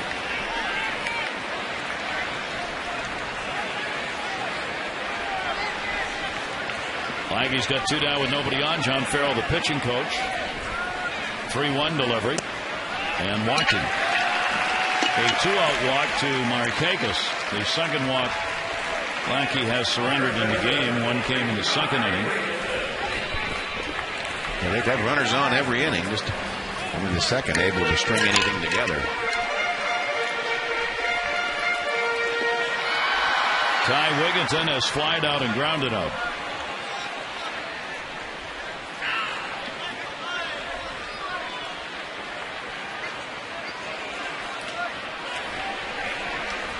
And that pitch is on the outside corner for a strike.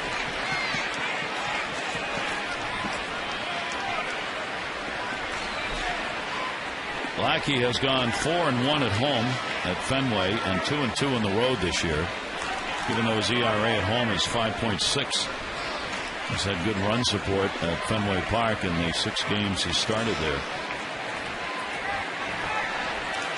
Runner off first, Marquez. Here's the 0-1 delivery. Wigginton will take it down low. Wigginton now 4 for 18 lifetime off John Lackey with a home run.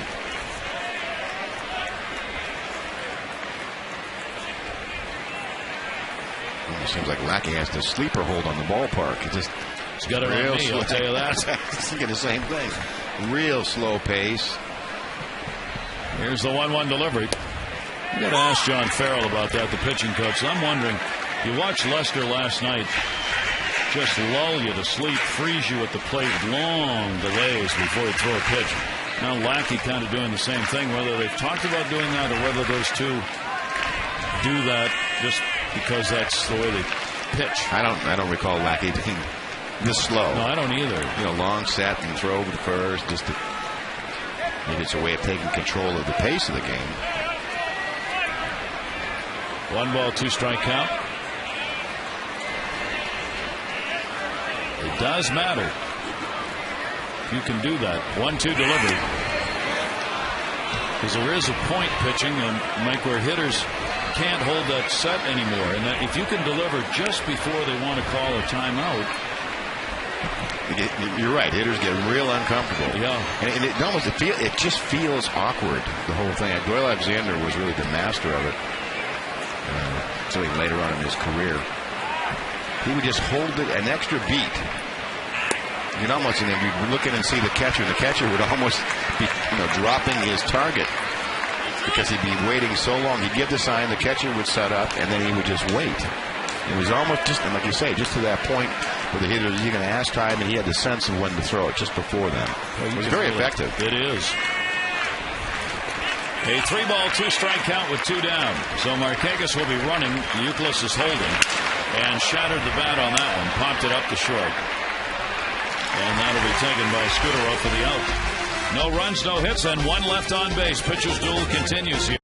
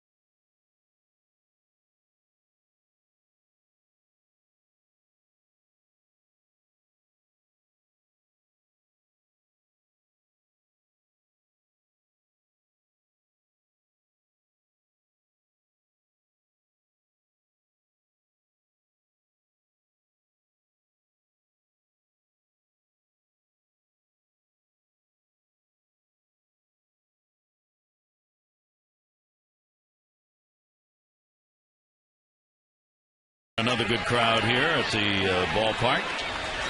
And a 2-2 game. We go to the 6th inning and the middle of the order against Brian Mattis. Pedroia on a check swing. Will foul that one away.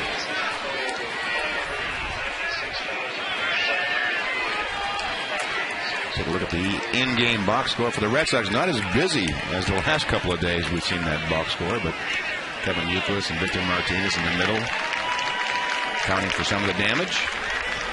0-1 delivery. He'll foul it away. Pedroia comes in hitting .260.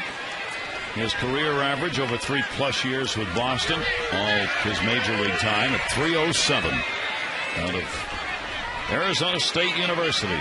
And they were competing for the national title year after year. 0-2 count.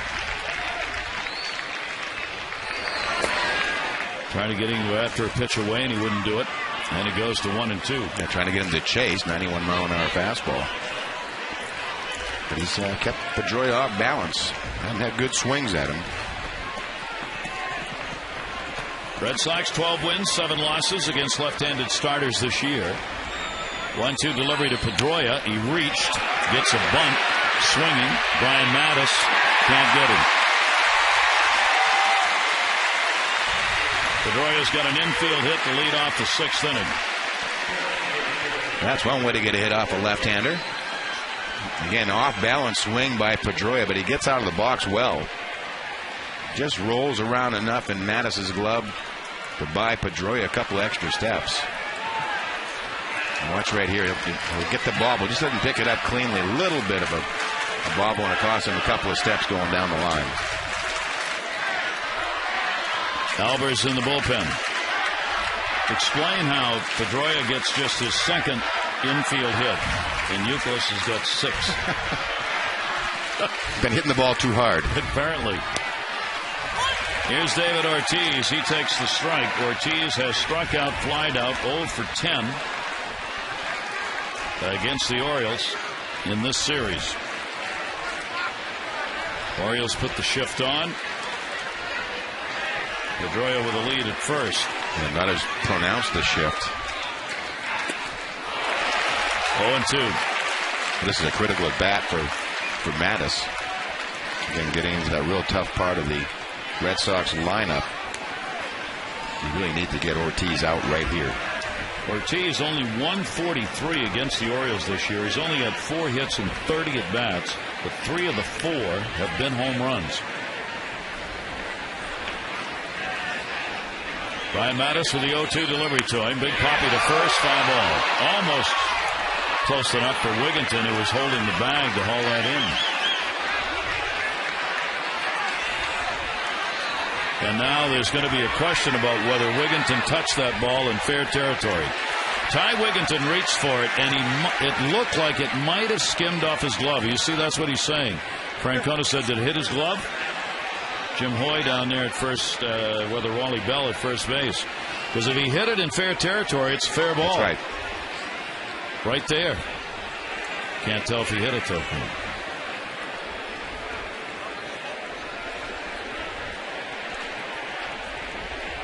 I don't think so. It didn't look like it changed direction, did it?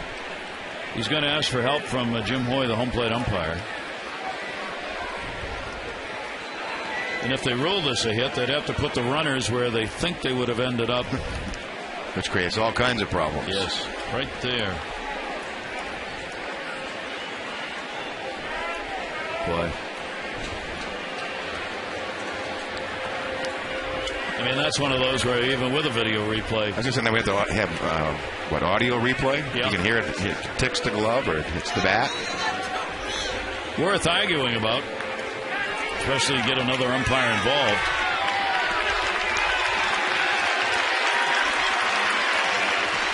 Amazing. I don't think so.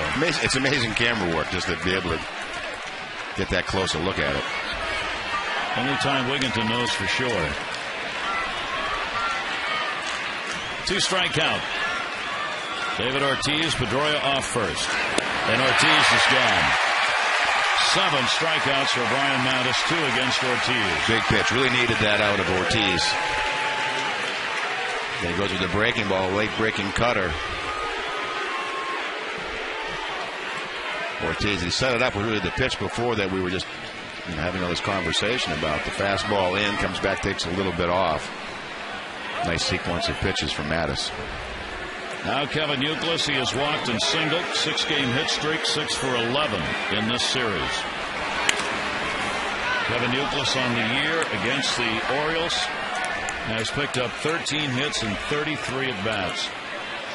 4 home runs, and he leads the Red Sox with 12 RBIs against the Orioles in this, the 9th game they've played. 0-1 count, one down. Euclid scored ahead of Martinez on Martinez's home run. Runner goes, one hop throw. Stolen base, Pedroia.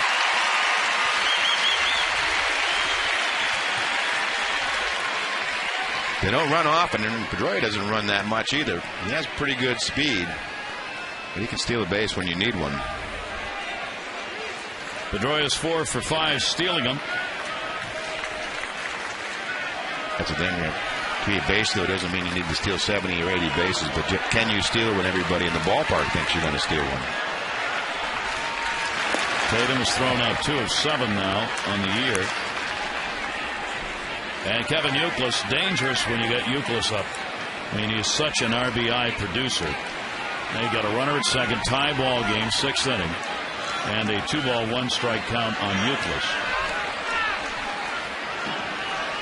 Third best average against left-handers in the league. 2-1 delivery to him. That's a great off-speed breaking ball. 2-2. See that nice arm swing?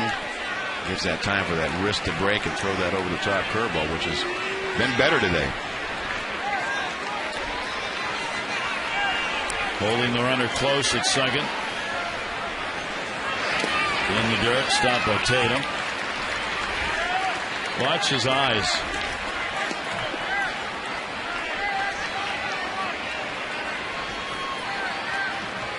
Eyes were closed to the spikes coming in and the ball hitting the webbing and bounding out.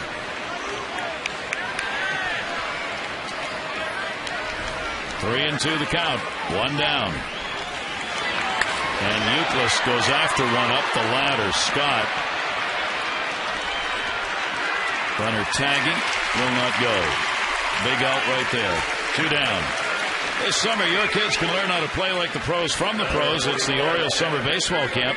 7 to 16-year-olds, 5 days, professional training, appearance by both current and former O's. Free membership to the Junior Orioles Dugout Club. You get a chance to play a game here at Camden Yards.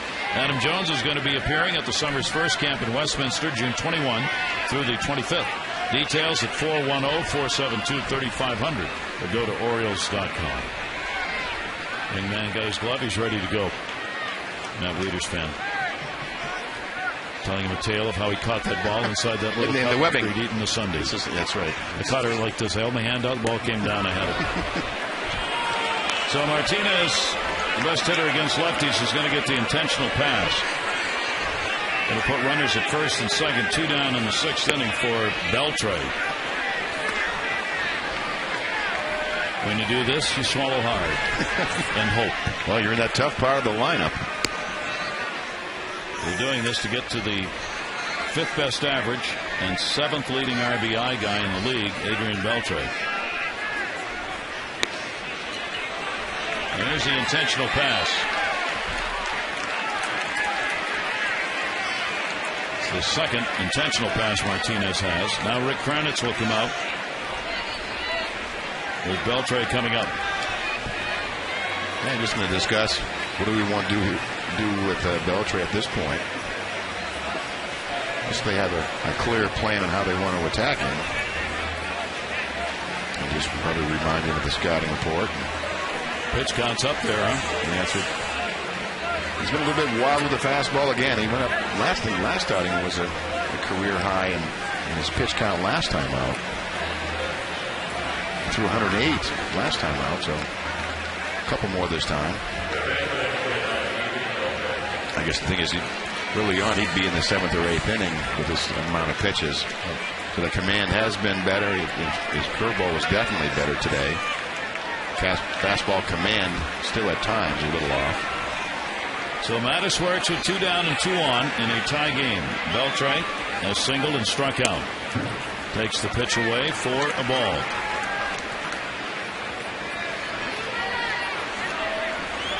Beltre 311 off lefties, 342 off right-handers. Here's the 1-0 delivery. That one is on the outside corner. And he's maintained his fastball. Other starts we've seen, once he starts to tire, he'll drop down to around 88 miles an hour. One of the giveaways that Madison starting to lose. Last pitch 91. Belcher's 400 with runners in scoring position. That is the 4th best in the league. The Texas shortstop, Elvis Andrus, is hitting .450 to lead the league. 2 ball, 1 strike count. Pedroia had a single, stole second. He's out there still. Martinez the intentional pass at first, and the count goes to 2-2. Remember when he wanted to have another shot at, he hasn't really seen many fastballs. There went a 91, low middle, and fouled it straight back. So he may have missed his pitch.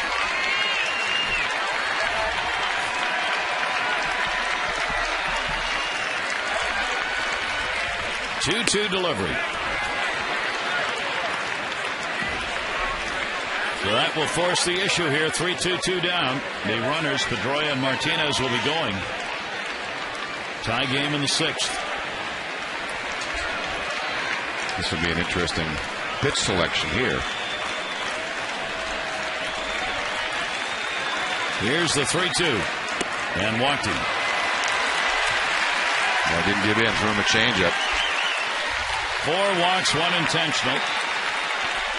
And the bases are loaded. I tell you, he really didn't want to give in. This is really pitching backwards. He starts him off with the changeup to go ball 1. Gets back in the count at 1-1. That was his pitch to hit. Missed it. Missed up and away with 3-2. And not giving in. Went with the changeup. But just wide. Yeah. So that will be it. Albers has been warming up in the bullpen through the last inning. Juan Samuel comes out to make the change. Ryan Mattis leaves. Ball game tied at 2-2. He's responsible for the 3 runners.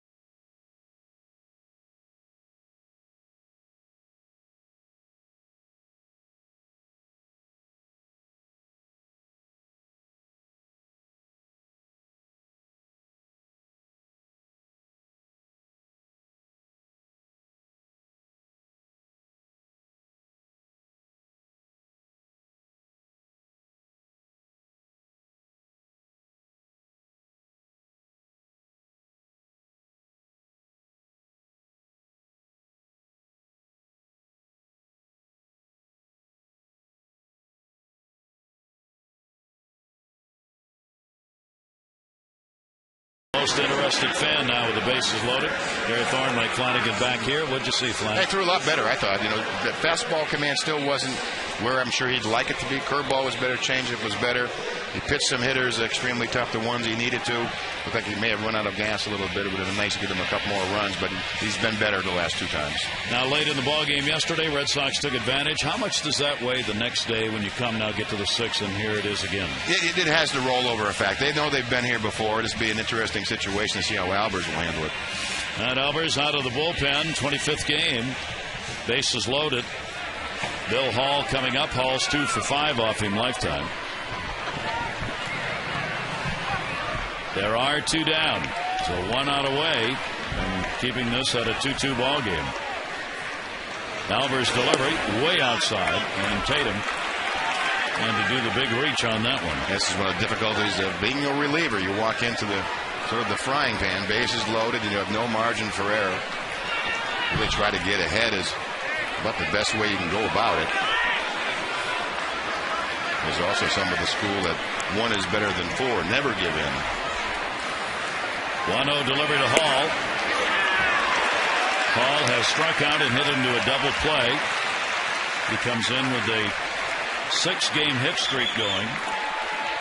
He has scored in each of the last 7 prior to this game. 10 hits in his last 24 at-bats, 11 runs, 2 homers, and 6 RBIs in that time frame. Here's the 2-0 delivery to him. Hall looking for one to drive, and he fouls it off. Yeah, by going 2-0 really gives Hall 2 good swings. So he's back even.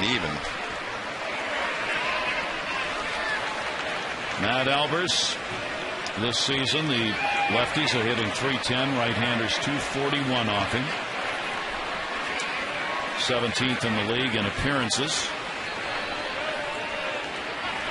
2-ball, 1-strike count on Hall. Sacks are full. And that's outside and no place to put him, and the count goes to 3-1. This is when you got to ask yourself, do you feel lucky today type questions. This is one where Albers is probably shooting for the middle of the plate. Hall knows it.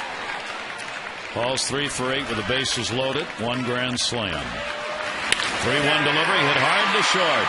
There's Torres to Lugo, and they get the out. No runs on 1 hit. No errors. The Red Sox leave the base.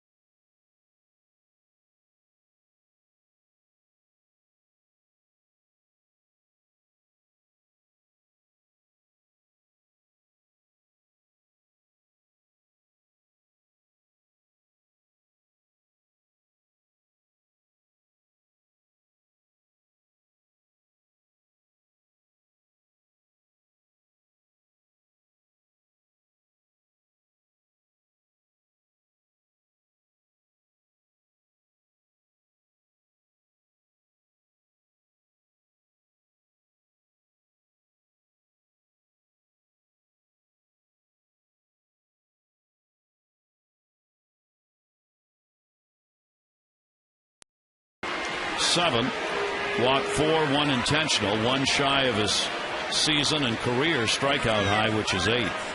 John Lackey's still out there moving along. You can see Lugo with the RBI. Miguel Tejada, that first inning double. Luke Scott's had a couple of base hits along the way. The bottom of the order's chipped in offensively. Luke Scott taken off the plate a little bit on the inside pitch. Luke now has 6 2-hit ball games. He's had 4 3-hit games this year. Luke hitting at .274. The 1-1 delivery from Lackey. And that's going to miss inside. It'll be Scott, Jones, and Moore due up. Got Lackey creeping up toward his own 100 pitches, but he's usually ends up, or can end up, anywhere from 115 to 120. And his high is 123 this year. Up the middle. Right where they're playing in Scudero. 1 away. Well positioned. Tell the scouting board must be throwing Luke Scott a lot of breaking balls. They haven't played Scudero perfectly right up the middle.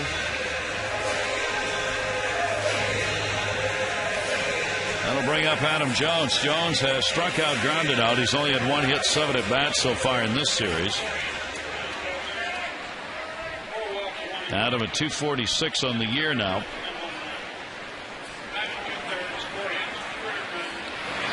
Bunting for a base hit, and will foul that one off. Had Beltre back. Beltre hollers at him as he came down the line.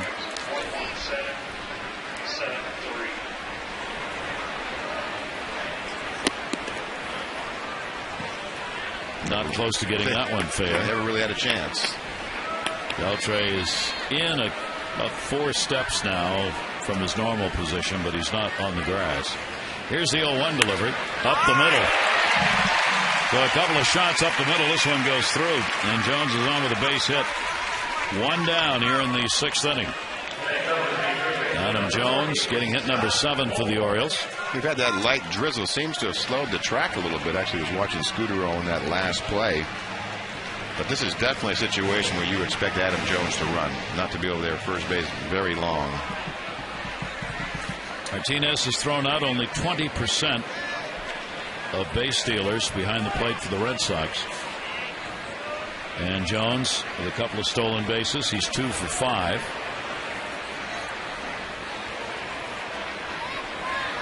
One down.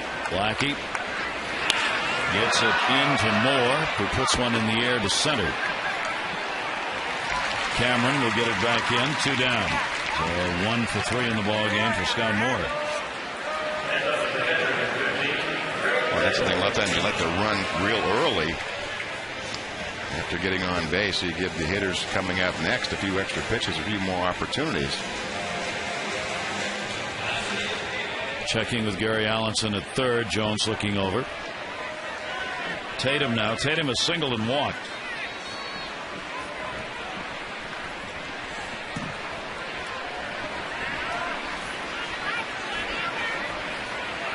Two away. Long look.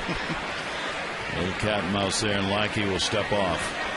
Yeah, that's just a hold play. I'm just going to stand here and hold until maybe Adam Jones gives away if he's going to run or not.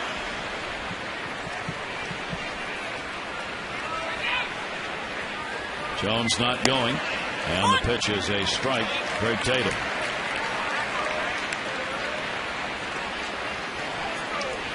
And he's checking to see if the steal sign is on.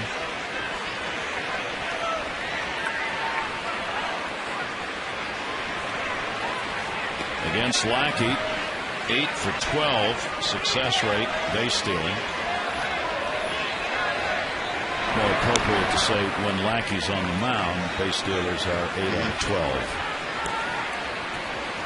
You don't know if they've been against him or the catcher or somewhere in the middle. Jones has extended his lead about as far as you can go lead-wise. Again, the long look. Well, there's like 4 or 5 signs you get. It looks like Lackey's doing his own controlling of the running game. Many times this comes through the catcher, through the pitching coach in the dugout. And there's usually 2 or 3 different signs. They'll have a hold, just a straight hold, and wait till something happens. And there's a hold and step off, and there's a hold, step off, and throw. There's a whole assortment of routines to control the running game. Pitch out, and there's another one. There's another one. Jones diving back in as Martinez faked the throw to first. The thing that in that situation, what you want to be careful of when you're doing the pitch out is you don't want to go too quickly to the plate, because many times you discourage the runner from going, and that's why you're pitching out. To me, that almost like a slide step pitch out, and you never really gave Adam a chance to run. If you're going to pitch out, you almost want to coax him into running. 1-1 delivery. Slider will miss down low. And a 2-ball, 1 strike count. With Tatum working it here. Next pitch will be the 100th, delivered by Lackey in the ball game. Yeah, 100 delivered to home and another 20 to first base. Yeah. He's been over 100 pitches, well over most every game. There goes Jones, swung on, shattered back. Play's got to be at first. Scudero up and gets the out. So, Orioles get a runner on with a base hit. Can't get him around in 6.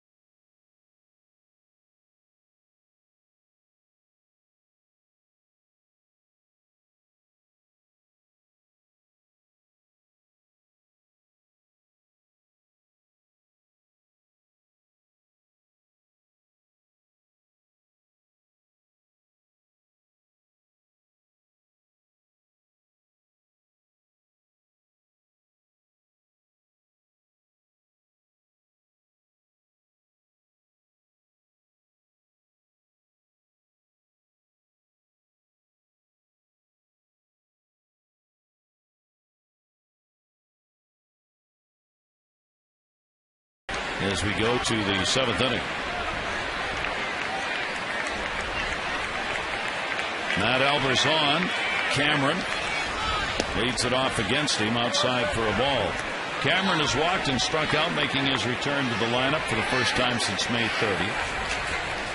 He'll be followed by McDonald and Scudero. A veteran center fielder, .256 lifetime average here at Camden Yards with a couple of home runs.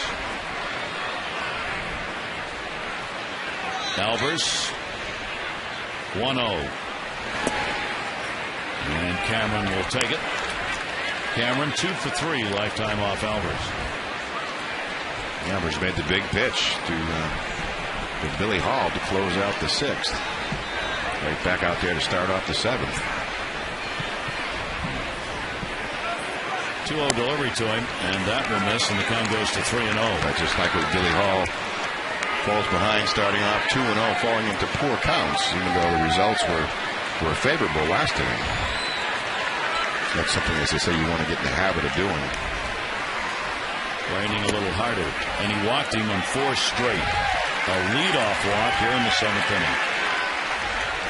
This copyrighted telecast presented by authority of the Orioles may not be reproduced or retransmitted in any form, and the accounts and descriptions of this game may not be disseminated without the express written consent of the Orioles.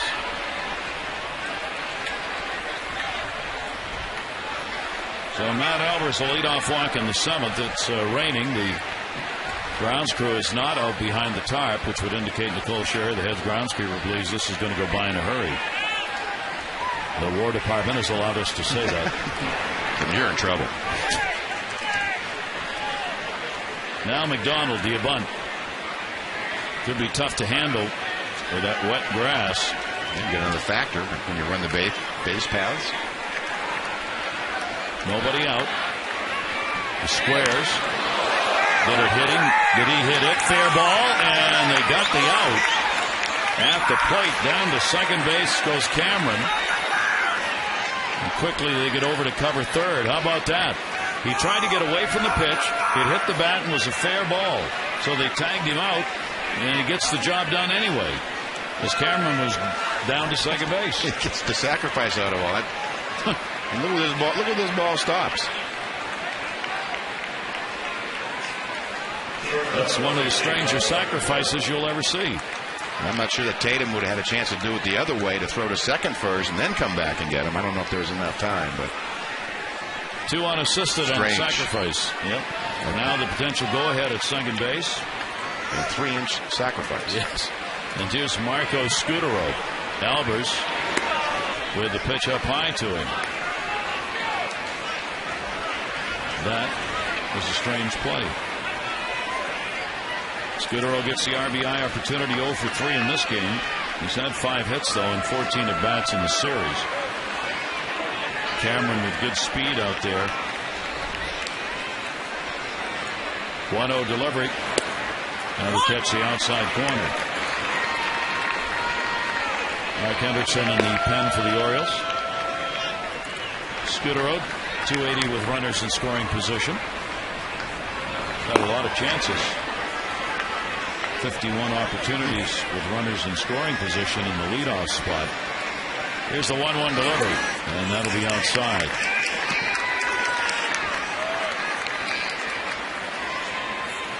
That Albers count goes to 2-1.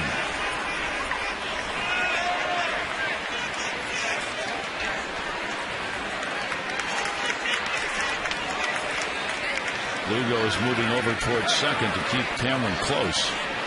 Here's the 2-1 pitch. And that will miss. So 3-1. Getting into real dangerous territory now. With only 1 away. Scutaro will be followed by Pedroia. Then Ortiz. In the middle of the Red Sox lineup. Rick Kranitz on the right. Talking to Juan Samuel, the manager now, about how Kranitz wants to see the matchups go pitching-wise. That's the thing, you're getting into the real dangerous part of the Red Sox order. 3-1 pitch, and he walked it. So Albers has walked 2 in the inning. First and second, 1 away. Kranitz is on his way out. The last pitch was one that Albers wanted. The low one that just hasn't been called today. Pedroia is coming to the plate. He's 3 for 12 off Albers. 1 away.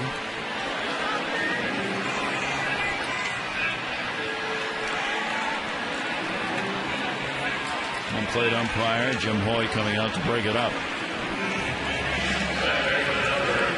Game tied at 2-2. The Orioles have out hit the Red Sox 7-4. But have not been able to get a lead in this game. All the runs were scored. Second inning. Martinez with a 2 RBI homer. For the Red Sox is Torres with an RBI single, and Lugo an RBI fielder's choice for the Orioles. Pedroia is 1 for 3. He has extended his hit streak to 6 games. First and second, 1 down. And that misses outside for a ball.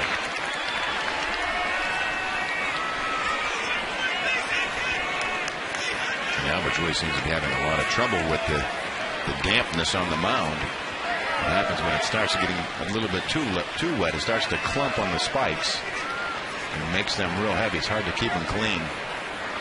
Throw your balance off.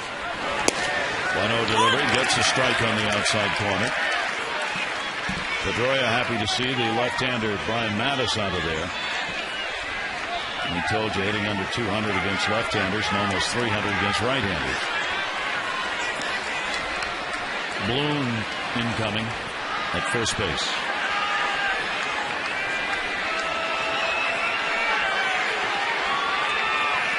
It gives you an idea how the wind is swirling in the infield. Nobody wants to embarrass themselves, so nobody's going after it. Nobody wants the grab and miss. Dustin Pedroia.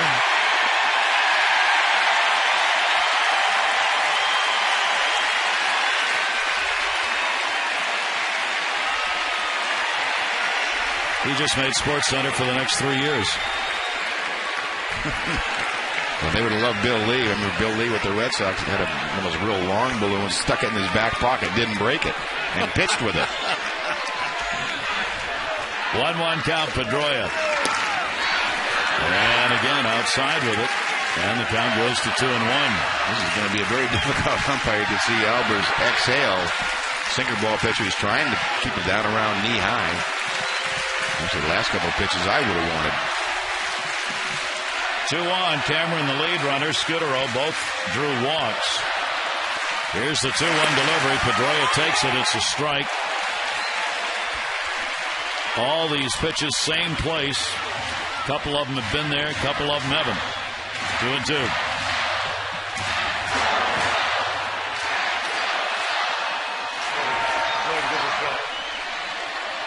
Albers. 2-on and the 2-2 delivery, and Pedroia will take it, and it's 3-2. Every single pitch. He's trying to hit that bottom quadrant of the strike zone. And he's come close. I mean, it's pretty hard for me to tell which ones have been balls and which ones have been strikes. And the home plate umpire, James Hoy, you can tell he's over the other shoulder, which, in my estimation, would be his high accuracy shoulder, would be inside to Pedroia. Only one away. 3-2 delivery. Fought off. And according to Hoy's strike zone, that had been ball 4.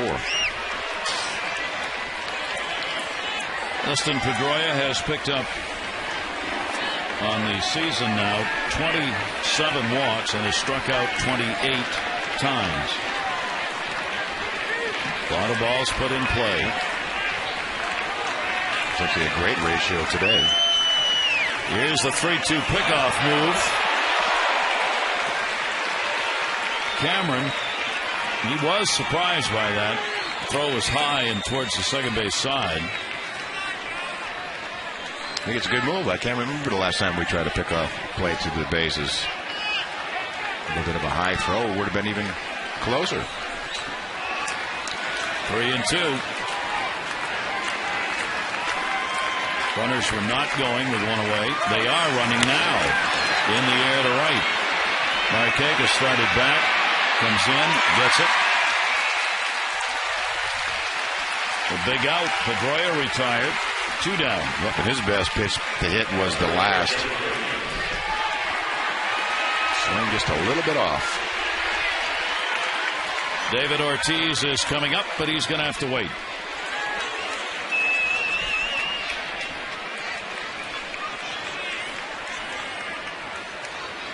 Juan Samuel making his way out. And Mark Hendrickson, the left-hander, will come on to face Ortiz here in the 7th inning. Ball game is tied at 2-2. Red Sox have runners on at first and second base.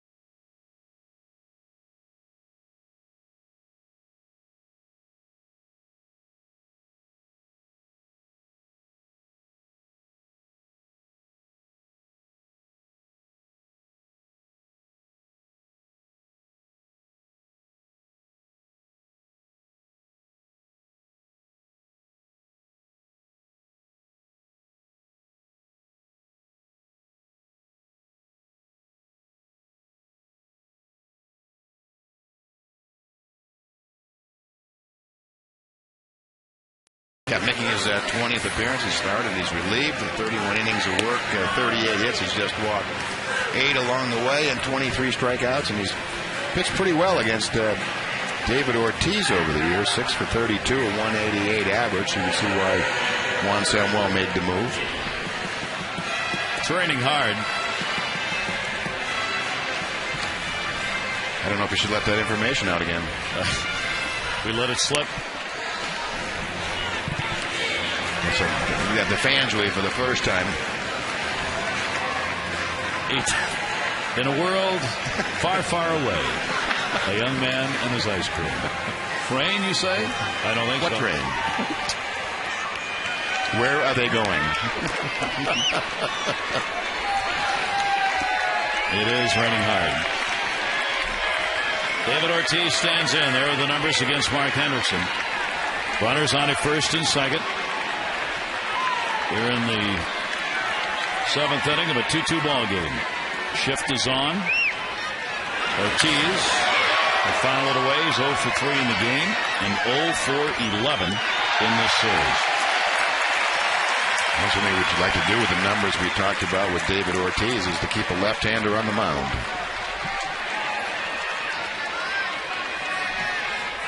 Off Hendrickson, the left-handers 277, right-handers 321.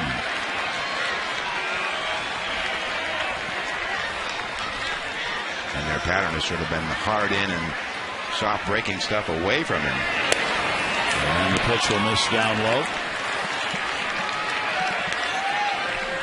1 ball, 1 strike count. Hendrickson has worked against the Red Sox 5 times now. The previous 4, he's gone 5 1/3 innings. He's been touched up for 5 runs on 8 hits. 8 runs on 10 hits in 5 1/3 innings. 1 ball, 1 strike count. We're going to have to hire Nicole Sherry for a local station to do weather. She's been right all day. It was pouring. She kept the ground screw back. It's all but stopped.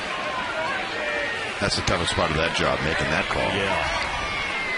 1 ball, 1 strike count on Ortiz. Ooh, he hit him.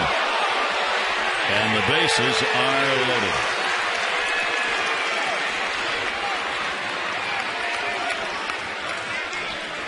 They sent a scouting reporters hard in. Ortiz trying to hang in the ball up and on the inside part of the plate. You see him holding that front shoulder in. That's where you see left-handed to left-handed hitter get clipped, same as right-handed pitcher to right-handed hitter. Looked like it hit right on the top of the backhand, where there can be all kinds of problems with little bones. Juan Samuel's coming back out. Now you got Youkilis coming up, right-handed batter. So he doesn't want that matchup. So Hendrickson will work no part of an inning and hit a batter. And Jason Birkin will be coming out of the bullpen. The bases loaded, and Youkilis coming up.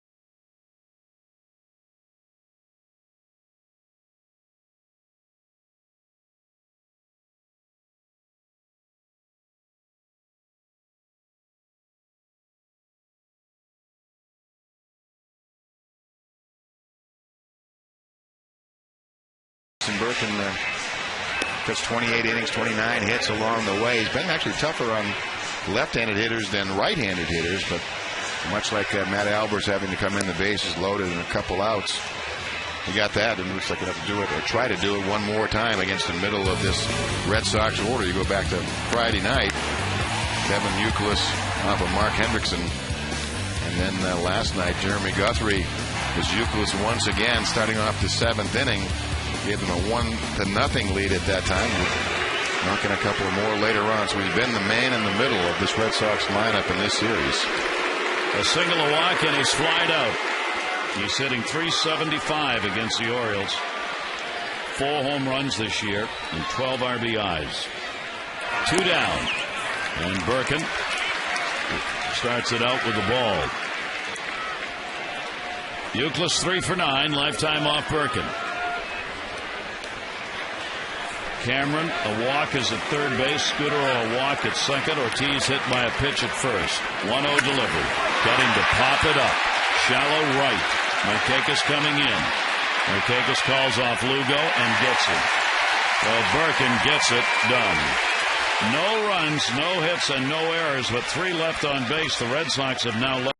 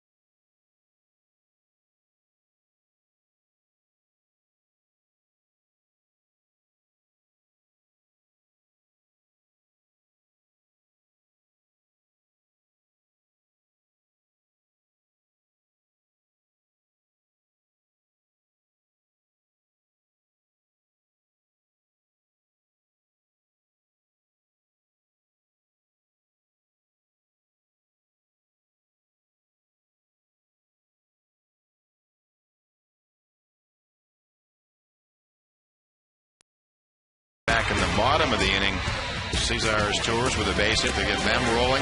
And after that, it was Brian Mattis changing speeds to a number of the Red Sox hitters throughout the middle of their lineup and pitched real well, though pitch count really caught up to him in the end. Luke Scott with a couple of base hits and a run along the way. And again, the big blow for the Red Sox, the Victor Martinez 2-run homer. But actually, it's been the bullpen that have rescued late in this game, getting out of a couple of bases loaded situations. So we are 2-2 going to the bottom half of the 7th inning. John Lackey has 1 complete game to his credit this year. Lackey hanging in here, trying to stay on long enough to have the Red Sox pick up a run and give him a chance to get a W. That's what you want as a starting pitcher, just be able to hang around. His Torres will lead it off and takes it for a strike. The RBI single, and he's hit into a double play. Bottom of the 7th. And that'll be inside by Lackey. 2 walks, 2 strikeouts, as you saw by Lackey in the game. He has reached the 102 pitch mark. and fouled away.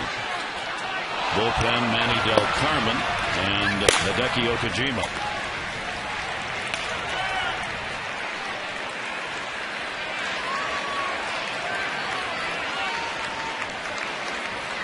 Lackey with a 1-2 delivery. His first bounces one off his own number, and it is a 1-ball 2-strike count. On Samuel, back now late in the ball game, close as was the case in the ball game last night before the Red Sox blew it open. The runs late, 1 in the 7th, 1 in the 8th, 6 in the 9th. Towards the hole, Pedroia gets over, bobbles it, and not in time. It'll be an error.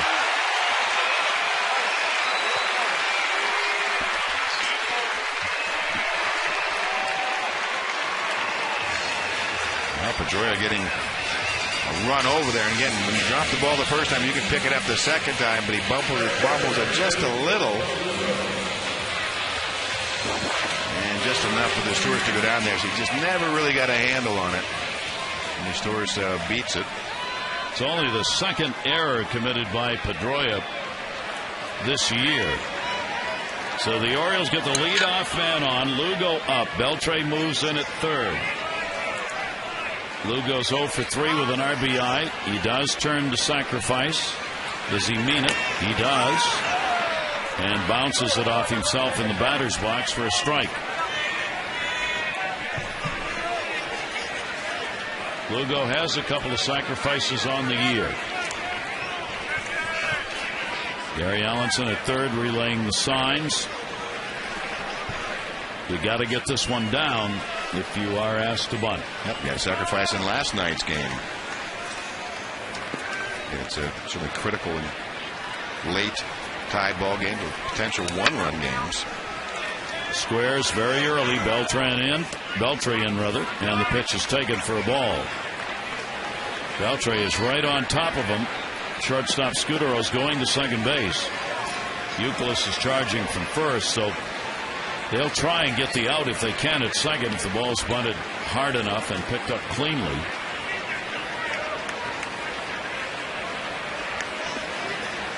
Lugo squared around already.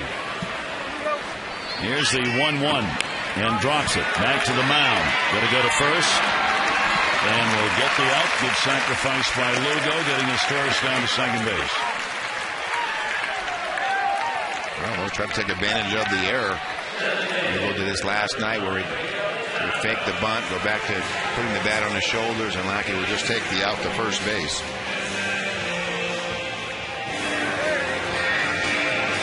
So Lugo gives the Orioles a chance to get their first lead of the game. Tejada has double, grounded out, and flied out, DHing in the number 2 spot.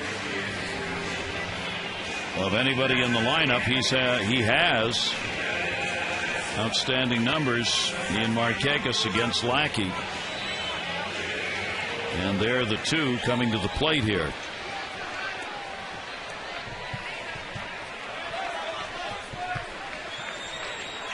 I think he'll go back to his bread and butter breaking ball with Tejada. Lackey again up to 107 pitches, 63 strikes. Only one down. Pedroia will try and hold the runner close. Tejada will take it inside for a ball.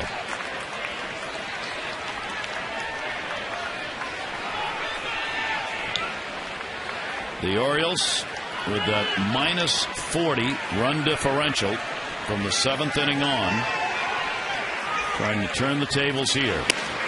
That will be inside.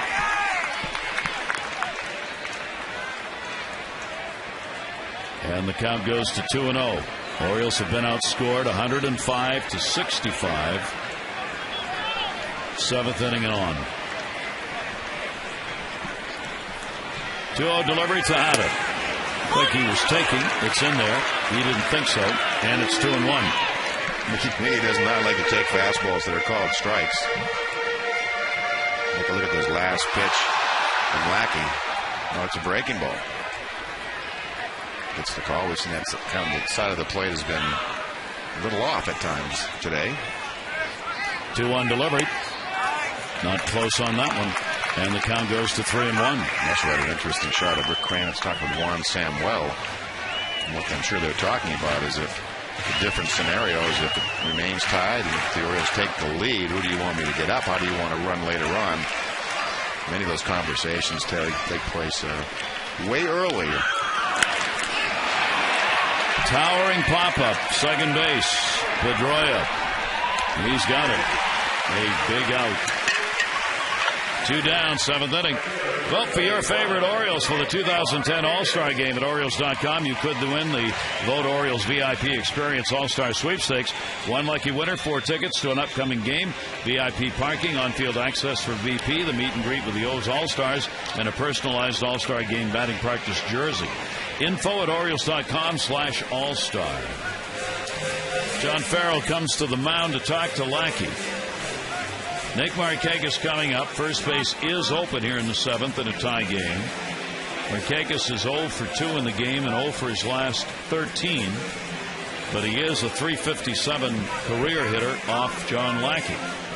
And that's where, as a pitching coach, you really have to choose your words carefully when you go out to talk to that starting pitcher. You just want to really remind him that you have first base open. You don't have to give in if you're into a deep count. You don't really want to bring up any of the negative numbers to him. Like, oh boy, he really hits you well, I would get the next guy.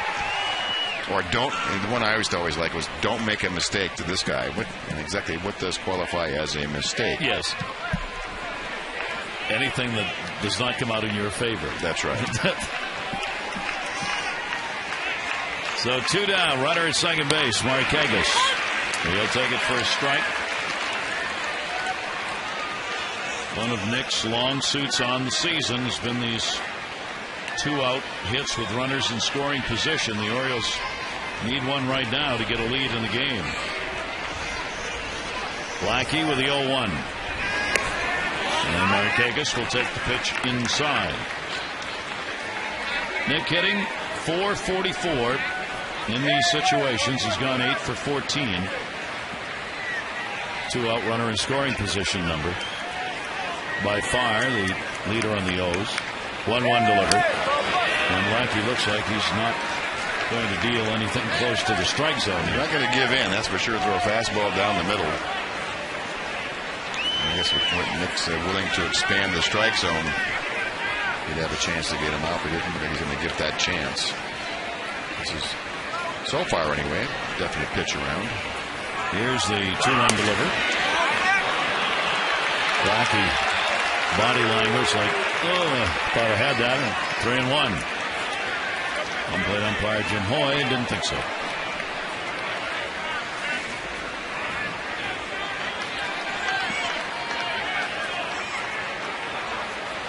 On at second base is Torres, who reached on the error. There are 2 down. 3-1 delivery by Lackey. Markakis will take it, and it's 3-2. Not giving in, just throwing a fastball. Pretty predictable curveball from Lackey.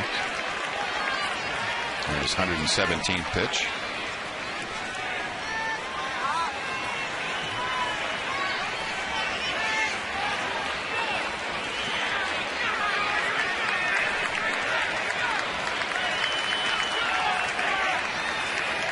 Three and 2. And Lackey really demonstrative. Jumped up, stares in. We said all day long it's not been a low strike zone. Let's see Lackey's reaction to it. Thought he sort of worked his way through this count with Markakis not giving in. He took a shot at nipping a corner. 3-2.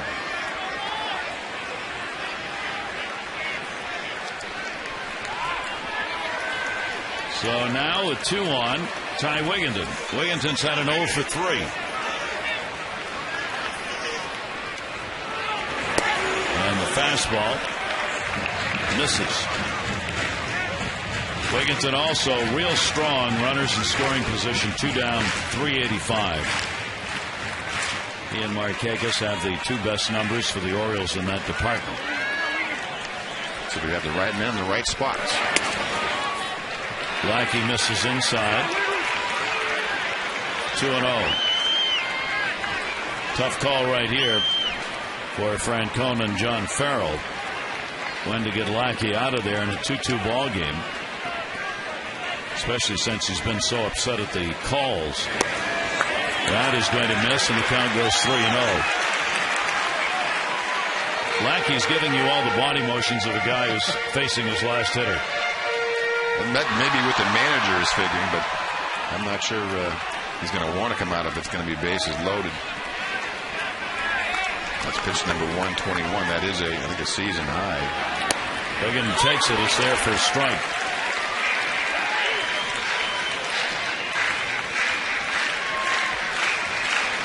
Guy Wigginton 3-1, only 1 hit in the series. He's 1 for 9. It's Torres Marquez the runners. Wigginton towards the hole.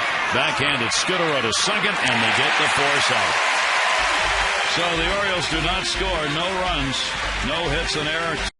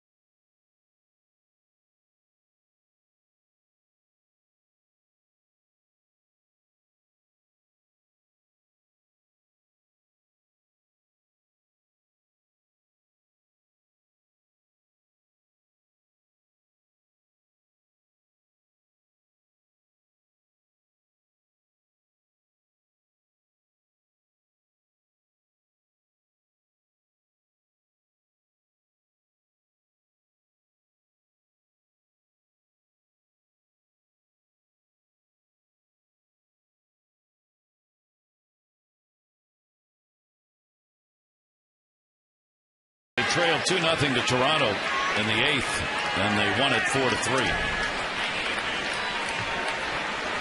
Victor Martinez against Jason Birkin. Martinez, the home run in the second inning, his 8th of the year, bringing ahead Youkilis, who had reached on a walk. He now has 4 hits and 10 at-bats in this series. Walked intentionally his last time up. And he's got a base hit down to third. Scott over to get it. Martinez stays hot. And a leadoff single in the 8th inning. So the track getting a little bit slow. Martinez had entertained thoughts of going to second base, but he takes this real straight route. Up and you see actually Scott Moore at third base slip also. A little bit of an infield quagmire. Sox have had the leadoff man on 4 out of 8 innings. They're going to get a pinch runner here. And Josh Reddick will come on to run. Reddick called up yesterday from AAA.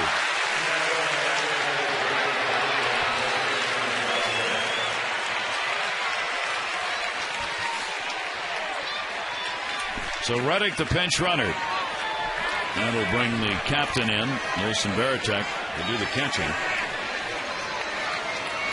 Now Beltre with nobody out. And Birkin's pitch is taken outside. Beltre a single, a walk, and a strikeout.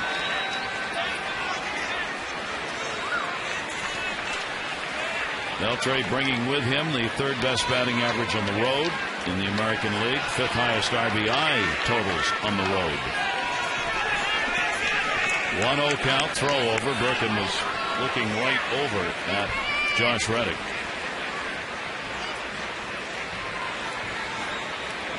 Reddick challenging him with a pretty good lead. So he throws and made it interesting. Wigginton had the glove right down as Reddick came diving back in. Yeah, quick snap throw by Birkin. Key to a good move at first base, those quick feet. A stutter step. 1-0 delivery. Beltre off the end of the bat. Tatum. Just on the other side of the screen. Just.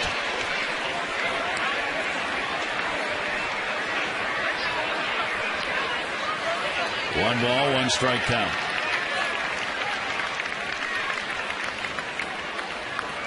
Juan Samuel sang today, Will Oman is the closer. And he's out in the bullpen warming up. Also said that once Simone is ready to pitch again, and that could be sooner than later, Simone will come back and take over the closer's role.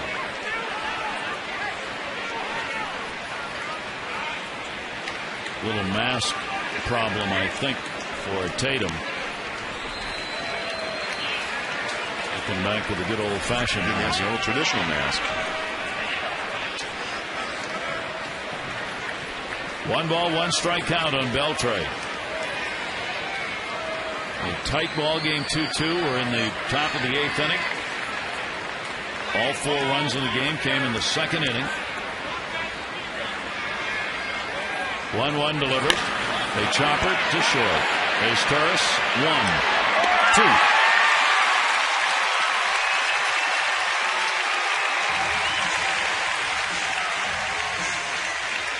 I've turned a couple of double plays this afternoon. This one pretty tailor-made for Cesar Torres. Takes it himself.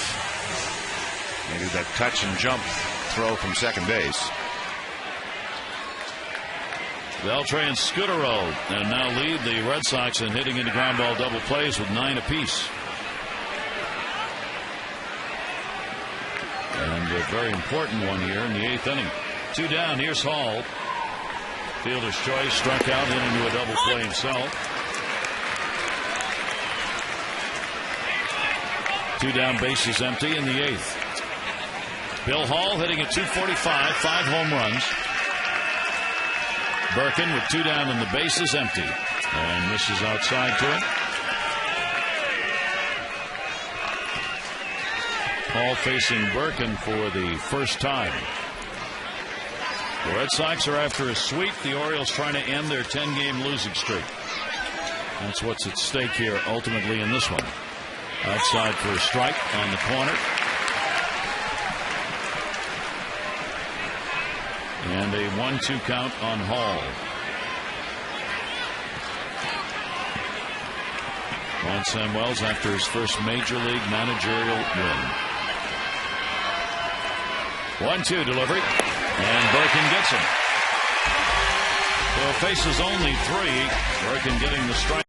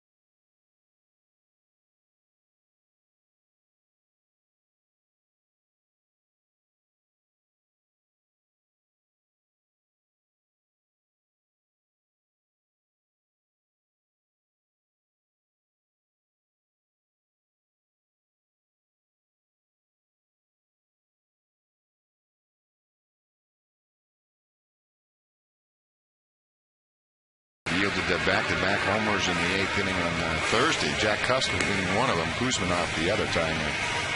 Career high homers allowed. Third time he'd done that. He's been very tough to hit. He ranks 5th among all American League relievers with a 154 opponent batting average against. He's also been pretty durable along the way. This will be his 265th career relief appearance, 7th in club history. So he's been a pretty good one, very quietly out of this Red Sox bullpen. Manny Del Carmen has not worked since that game in Oakland. Right-handers 160, left-handers 146. We go to the bottom of the 8th inning. The Orioles looking for at least one here to have a chance to get a win and wrap it up in the top of the 9th inning. Del Carmen against the Orioles this year has won a ball game, working in relief. This is the 5th game he's appeared in, giving up no runs, 1 hit in 2 2/3 innings this year against the Orioles. Luke Scott, 2 hits, double single, has grounded out, has scored a run. It's Torres and Lugo, the RBIs. He is 0 for 8 lifetime against Manny Del Carmen.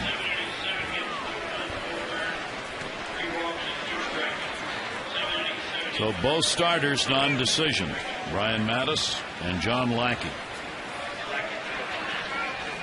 Del Carmen's 1-0 delivery. Lackey, a couple of runs, 7 hits over 7. He walked 3, struck out 2.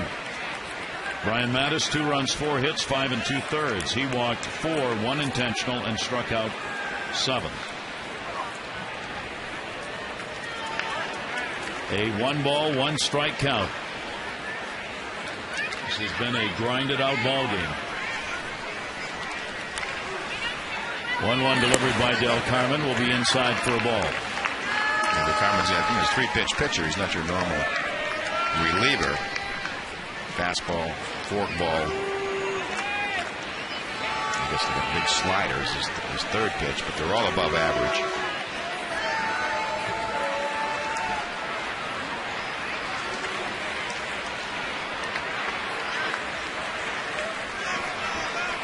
Here's the 2-1 count pitch, and that will be taken down low.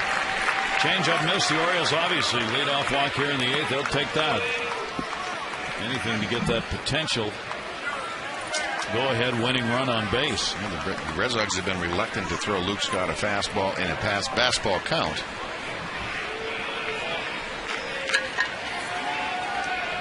This is obviously another fastball count. So the Red Sox give in. Manny Del Carmen, 3-1. And the Orioles will get the potential go-ahead run on here in the 8th inning. They've had their share of walks this afternoon. Again, Del Carmen's just not wanting to throw a cookie down the middle to Luke Scott. Tries to still make a pitch with a 3-1. Montanez will be the pinch runner at first base. Lou Montanez to run. Adam Jones coming up. Adam picked up a single in his last at bat. He's 1 for 3 in the ball game.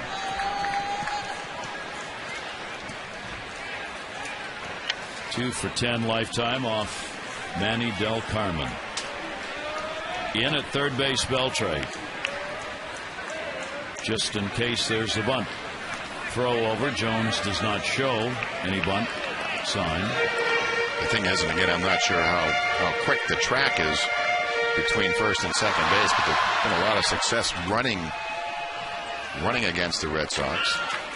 It's one of those, why give away the sac out? Why give up the out? So maybe try to steal second, while sacrificing the third then if he gets the second. Does show bunt, a hard bunt. Play at second. They get one. Relay to first. Not in time, but close. So Jones does not get it done. A relatively easy play on Montanez at second base. Well, it's bunted very hard right back to Del Carmen. It's not towards first or to third. It's right back to the pitcher's mound. They're actually lucky they didn't turn 2 on this. The little things that matter. Instead of getting the runner at second, 1 out, runner at first now, 1 out. Scott Moore has singled and scored. He has flied to center twice. Getting the start, his first start this year at third base. Manny Del Carmen with 1 down. Jones again with a pretty decent lead over there. But I think there's another situation where he's going to get the green light to go. He needs to get into scoring position where a single will score. And first, you're going to need a couple of base hits. I know it creates a hole. Sorry, he's thrown out only 4 of 24.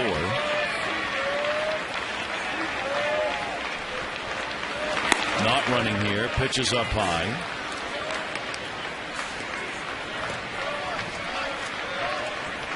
Matt Wieters available. Juan Samuel making the calls here. Trying to get a runner to second with 1 down, but that didn't work. Now can Jones get down there stealing a base? Del Carmen, a very long set. A very long set. Yeah, he really had no intentions of throwing home. That's just your hold. Try to make the runner impatient. And sometimes you'll back that up. You'll come back and either do your slide step or sort of quick pitch to plate. Really, your goal as a pitcher really is to keep him at first base as long as you can. Keep the double play in order. 1-0 count.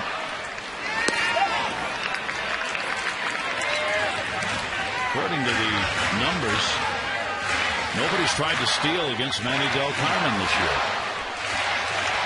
Interesting. That might be situational, or yeah, just trying to think what he's usually in the close ball games, but that's when you think clubs would be running against. Yeah. Maybe he only comes in with the bases loaded. But this should be number 1. 2-0 count. And this is the one to go on, obviously. Moore can afford to take a pitch.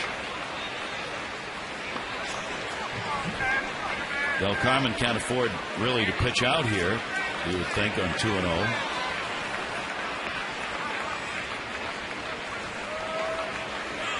Jones not going, and that's going to be a base hit.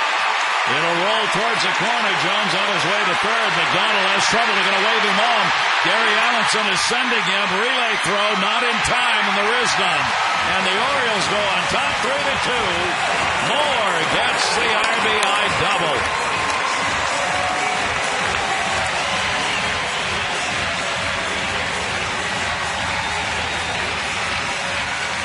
Like a straight changeup. Scott Moore stays back right down the right field line. Some difficulty digging it out in the corner by McDonald. Gets by him.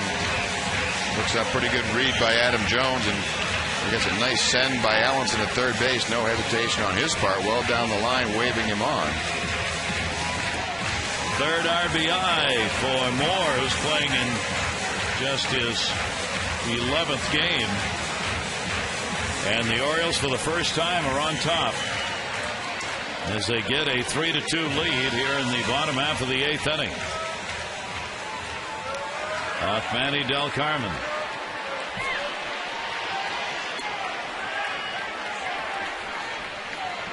So now Rick Kranitz will have Will Oman getting ready in earnest in the bullpen. Runner at second, still only 1 away.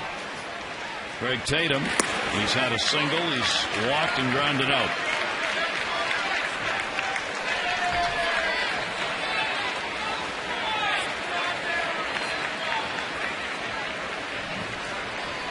Del Carmen behind here, 1-0.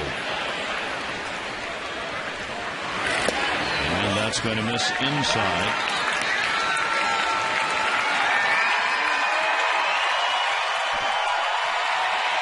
Despite that great low batting average, about $150 against him, he has lost 2 games. He's 1-2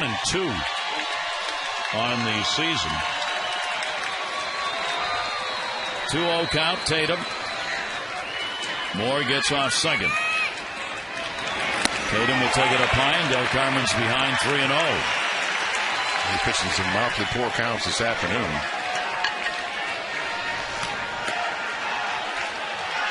Ramon Ramirez in the bullpen. Juan Samuel with Jones.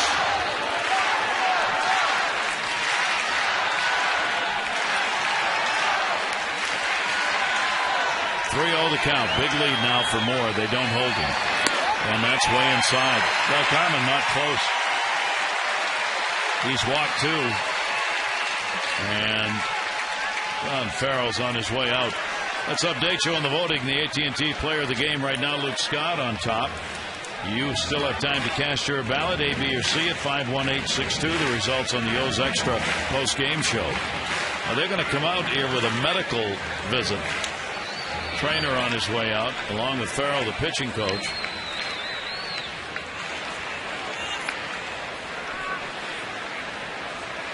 Looking down at Del Carmen's leg.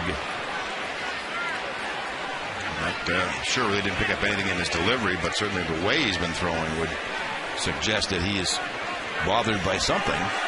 Terry Francona will now join.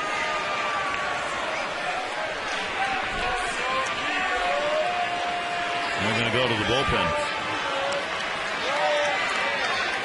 So whatever it is, Del Carmen's going to come out of there, and Ramon Ramirez is going to come on to do the pitching. So the Orioles will try and add to their lead. One in here in the 8th inning, and they've got a couple on with only one away.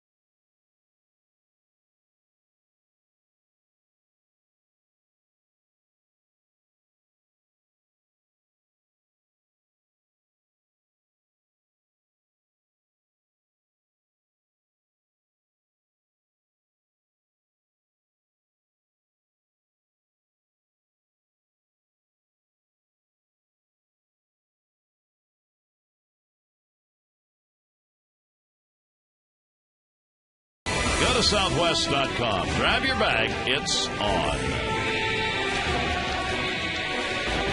Well, the Orioles have the lead, and here's Ramon Ramirez. He'll have as much time as he needs to get ready, since it is a change due to an apparent medical problem. Yeah, 23rd appearance of the year for Ramon Ramirez. Hasn't allowed a run in 6 of his last 9 outings, covering span of 7 1/3.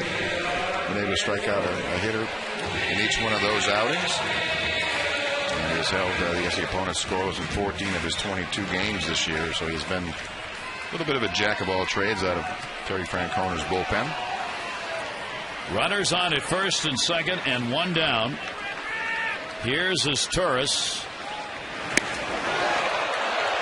As Torres has an RBI single, has hit into a double play and reached on an error. Torres 0 for 5 off Ramirez. Moore the lead runner at second. Tatum at first. Moore with the RBI double, scoring Jones to give the Orioles a 3-2 lead in the game. And that is going to be in there for a strike. Ramirez against the Orioles. He pitched 2/3 of an inning in this series yesterday. On the year, he has 1 loss against the Orioles, 3 games, 3 runs, 3 hits, and 2 2/3 innings. That one to center field. Cameron.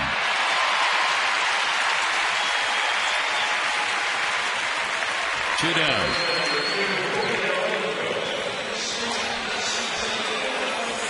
bring up Julio Lugo.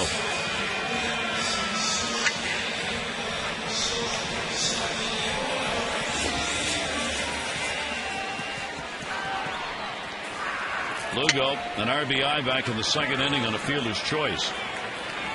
He sacrificed his last time up, so he's got an 0 for 3 day going.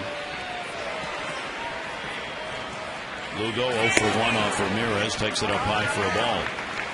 Manny Del Carmen's the pitcher of record for the Red Sox. Jason Birkin, the pitcher of record for the Orioles.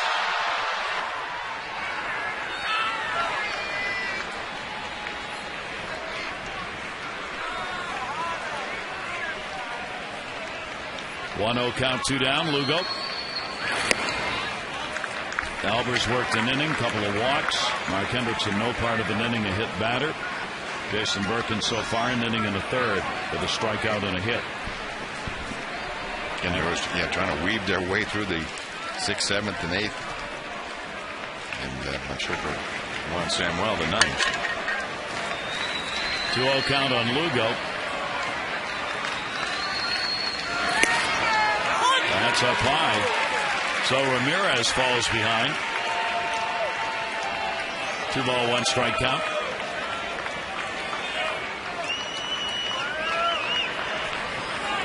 Orioles off tomorrow. The Red Sox off to Cleveland for a 4-game set. Lugo steps out of there. 2-1 count.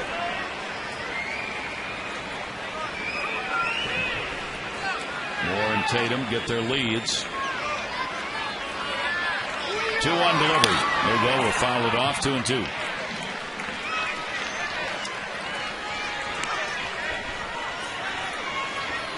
Red Sox have, the Orioles rather, have won only 2 ball games where they have scored 3 runs or less. They are 2-34 in such games. They've got a 3-2 lead here.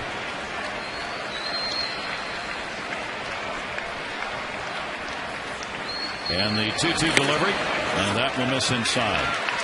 So the runners can go. Yeah, not to laugh what we were hoping for, but you're right.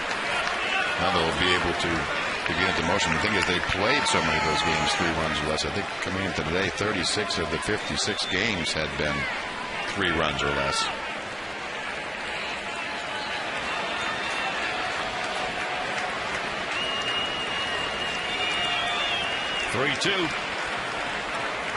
Moore and Tatum will take off here. And that ball in the air to center. Cameron going back. And he's got it. So Lugo retired, but the Orioles get the lead. A Moore RBI.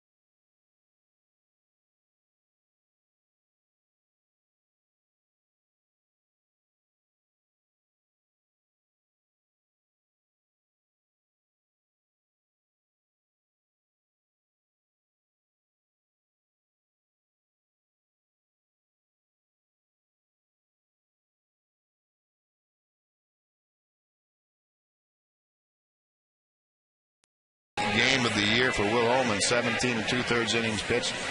Walks a little on the high side. 19 strikeouts on the money. And trying to go back and look at his last save was back in 09 against the Giants.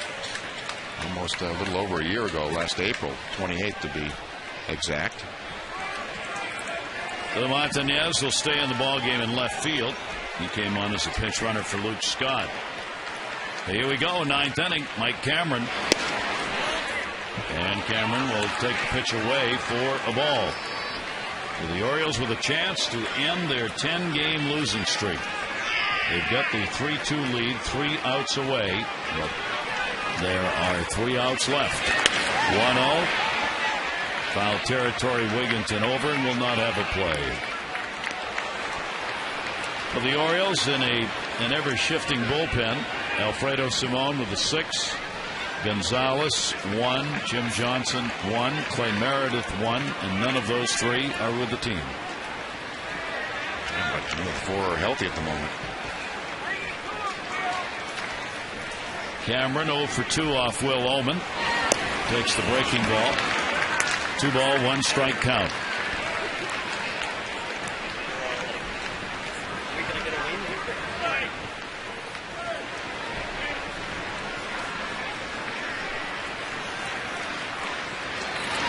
Ullman's pitch is hit in the air to left, and that's going to fall in for a base hit. So Cameron starts out the 9th inning with what sounded like a broken bat single, but hit it hard. Yeah, look, it was a fastball away and up.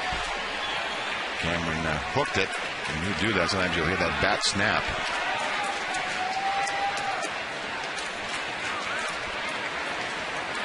Now Terry Francona will manage the 9th here.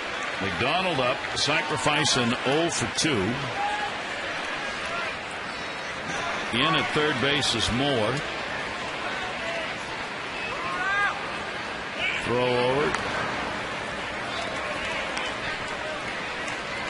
General rule, which came from somewhere in baseball. If you're on the road in these situations, play to win. At home, you play to tie. I don't it's know. That book, but now it's not on book. It probably is on tape or That's something. right. Or Online or on the internet for sure.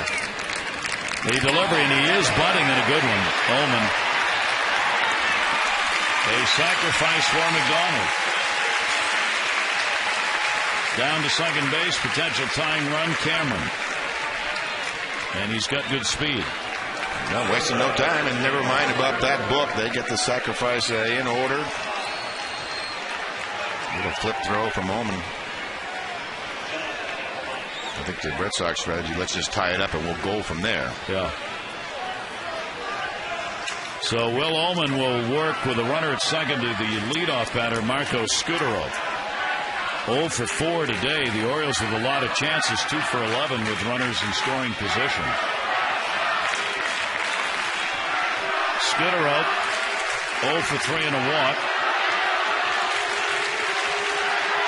First chance he's had. Second chance with the runner in scoring position. He walked the last time. And will take the pitch inside. Now Cameron's just coming back to play here. He wasn't on the DL. Whether or not he's full speed as far as running's concerned, with the lower ab problems that he had, is a little bit questionable, but certainly they kept him out, they hope, long enough so that he's pretty darn close to 100%. Scutaro 1-0 count. And will take the pitch down low, 2-0. Pedroia waiting on deck and waiting in the bullpen. Jonathan Papelbon, the Red Sox closer.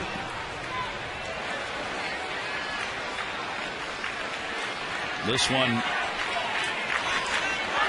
really has been a ball game of patience and wear and tear for both teams. Yeah, just both sides just seem like trying to wear each other down this afternoon. Very slow-paced game. 2-0 delivery on the way, grounded to third, foul.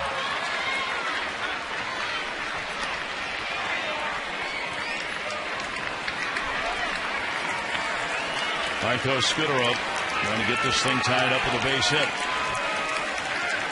Scudero facing Oman for the first time. 280 with runners in scoring position on the year. He's got Cameron at second.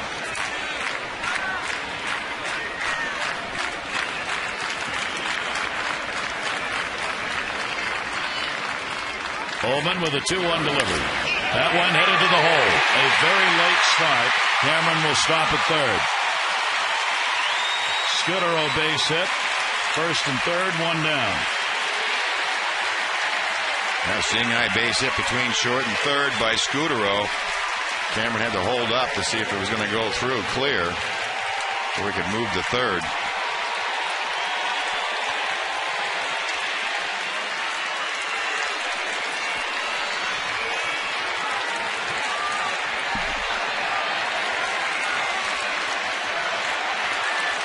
Lining up the infield.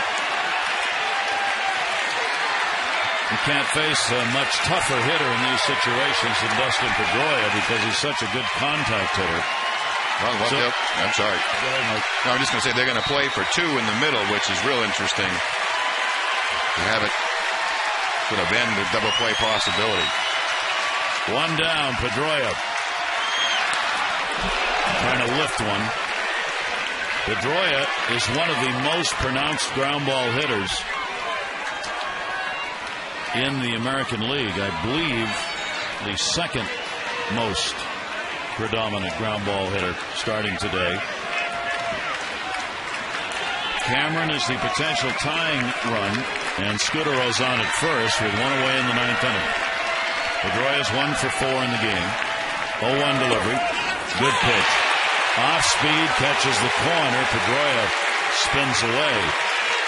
Well, the other thing that's happening here is we know Pedroia's, for whatever reason, this year just can't seem to hit left-handers.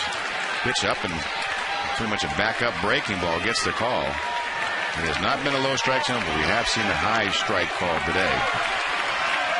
Pedroia now behind on the count 0-2. Runners off first and third. Will Oman with the 0-2 delivery. And Pedroia with a very big cut fouls it off. And he's fighting it off. And, you know, again, Ortiz on deck has had his problems against left-handers, too. So Oman does have a chance to get his way, work his way through this. These are probably the two right guys. I mean, who would say you want to have Pedroia and Ortiz up, but with a left-hander on the mound? Yeah. Pedroia hitting only 161 against the lefties. 0-2 count. And Pedroia lashes it to center. This game's going to be tied. Jones makes the catch. Cameron will score. Throw to second, not in time. 3-3. A blown save for Will Oman. And credit Pedroia with all the numbers against him. Ground ball hitter against a left-hander that he's not hit. He gets a fly ball. Really battled his whole at bat with this.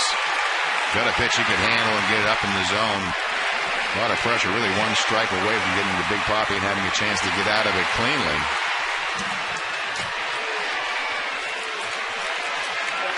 So we are tied. Blown saves now. The Orioles lead that department with 11. And good base running as well. Scudero goes to second now with the potential go-ahead with 2 down. David Ortiz takes a strike. 0 for 3, hit by a pitch. 0 for 11 in the series.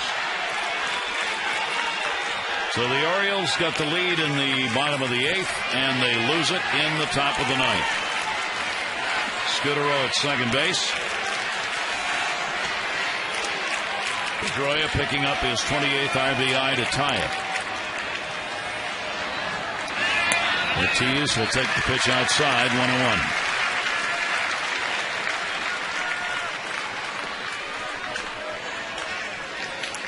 This whole series, the Orioles staff has pretty much stayed right in on Ortiz's hands with hard stuff and then slow breaking balls teasing him away. It's been pretty effective through the series. Ortiz is 0 for 3 off Will Oman.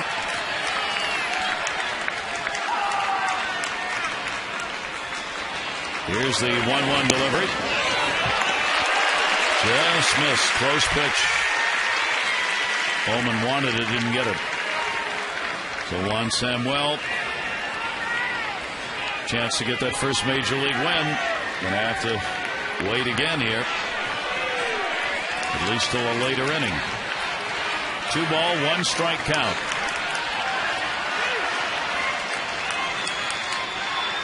David Ortiz waiting and swings through it. Just tipped it.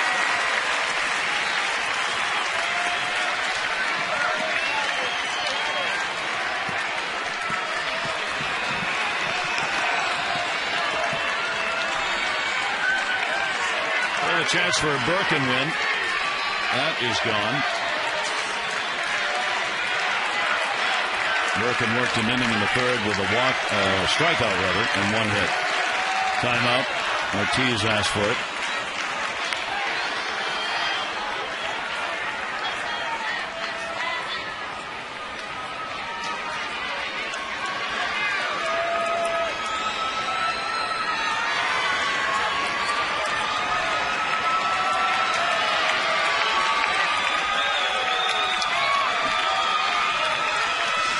Scudero at second, 2-2.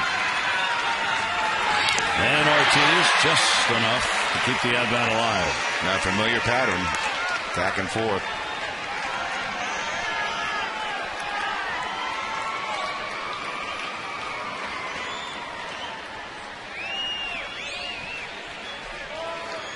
Well, the two managers thinking ahead now as to especially bullpen usage. Who they've got left to use in the game. Will Oman 2-2. Ortiz again fights it off. Yeah, Francona usually runs with Papelbon for an inning in a tie game. Keep the score where it is. Sometimes you use that closer, have your lineup sort of roll over to the top of it.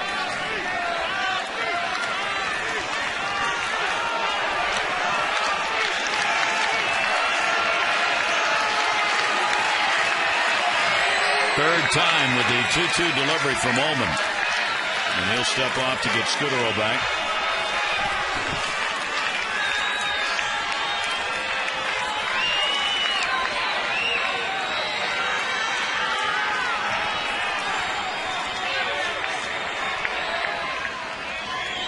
Delivery to Ortiz.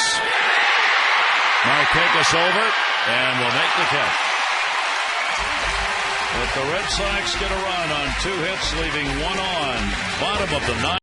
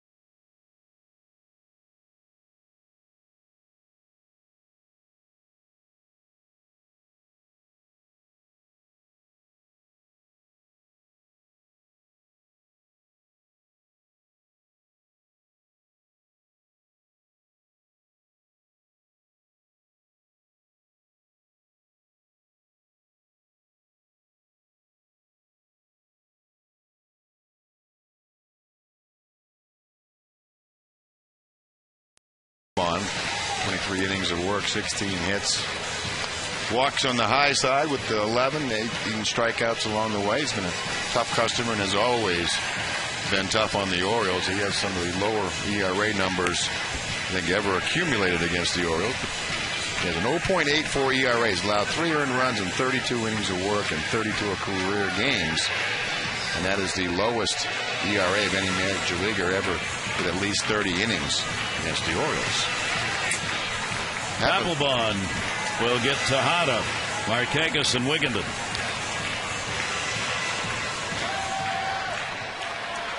Bottom of the 9th inning. Tejada's 1 for 4, lifetime offie. Right-hander. Ready to go. Tejada's had a double, 1 for 4. Orioles need 1 to win it here in the bottom of the 9th inning. Tejada first ball hitting. The Orioles have gotten to Papelbon this year a bit. He has 1 loss and 2 saves in the 3 previous games. He's given up a run on 6 hits in 2 2/3 innings. But as Mike said, lifetime 27 saves, 2 wins and a loss against the Orioles.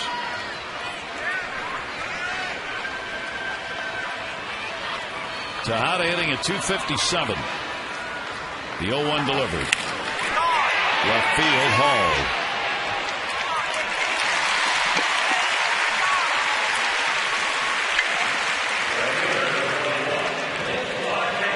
One down. Nick Markakis going up.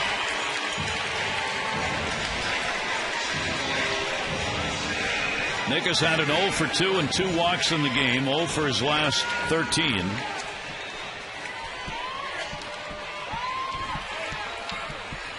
Good numbers off Papelbon with a 4 for 12.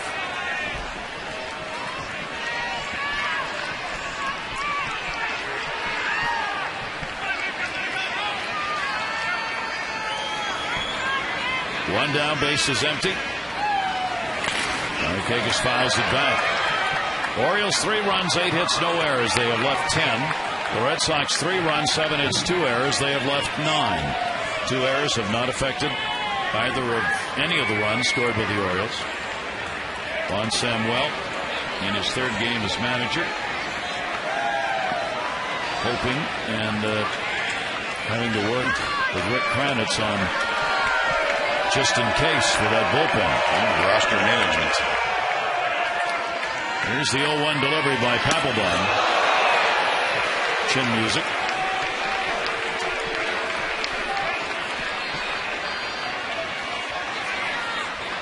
His last pitch from Papelbon gets underneath it. Heads up and in. Way up and in. Opponents hitting 193 off Papelbon. Left-handers 256, right-handers 125. And the 1-1 delivery. Back into the screen off a fastball. David Hernandez getting ready for the Orioles.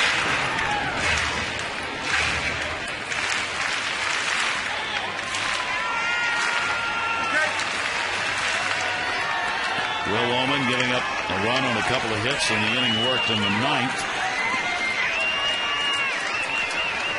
Not officially out of the game, and if the Orioles can get a run here to win it, he'll be the benefactor. Here's the 1-2 delivery. And will be up high from Papelbon. Yeah, nothing but fastballs so far from Papelbon, and each one's been a little harder. 18 strikeouts in 23 innings. He's also issued 11 walks.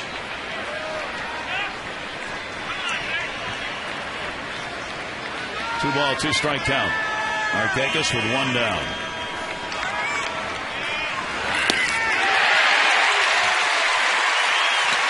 Two down. All fastballs. Low 96 fastball from Papelbon. See the target from Veritek. Up and out over the plate. Nothing fancy. Situation where he doesn't want a home run to beat him, so stay hard stuff away with Markakis.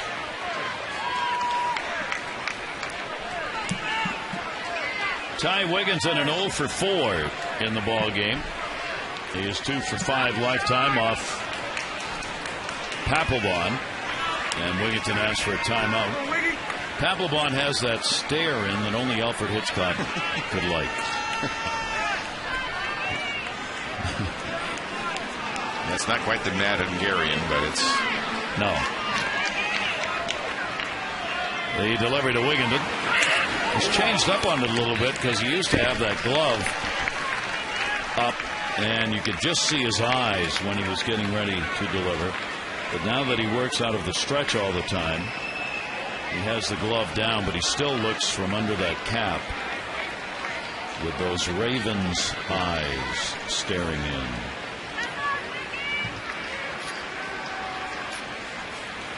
The Birds.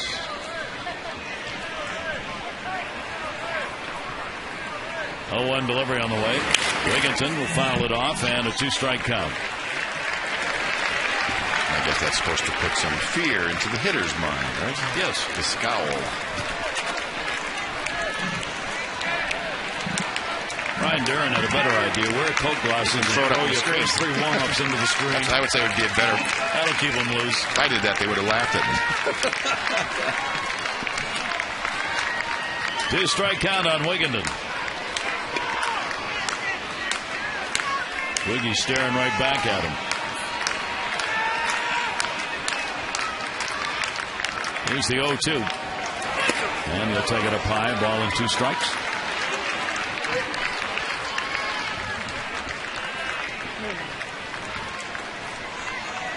Two teams who have played .500 against one another, each with 4 wins.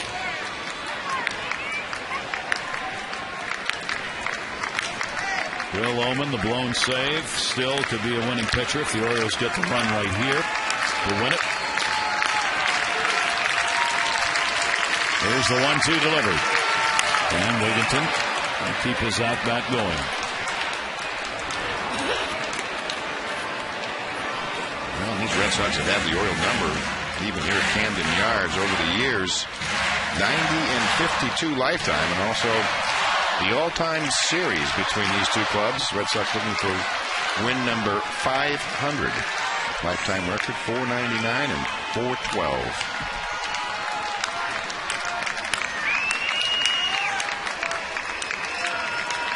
One ball, 2-strike count. Papelbon's delivery.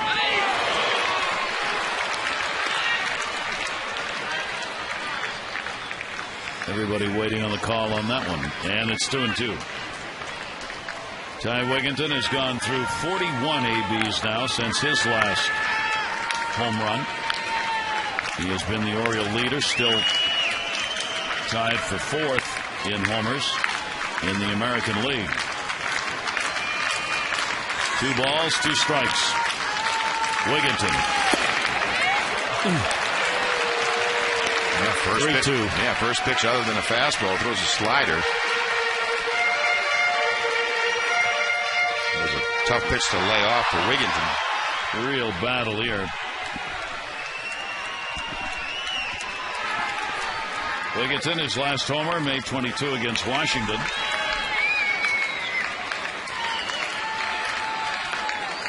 Three ball, 2-strike delivery on the way, and Wigginton pops it up. It'll end up in the seats.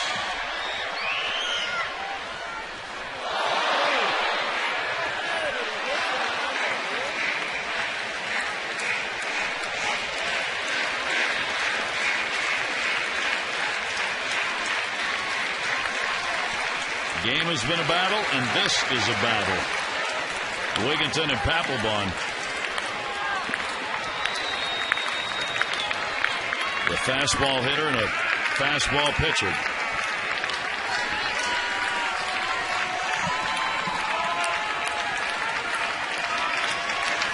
Here's the 3-2.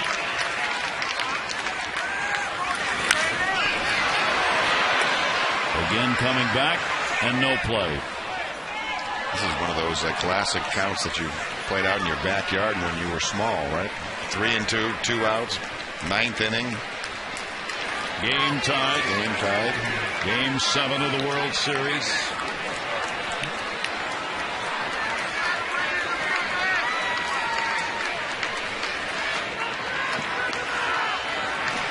Ninth pitch of this at bat coming.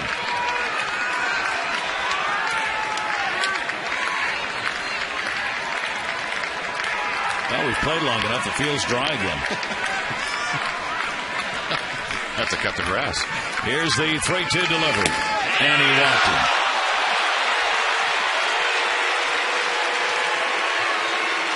Well, Wigginton is on as Papelbon surrenders the free pass.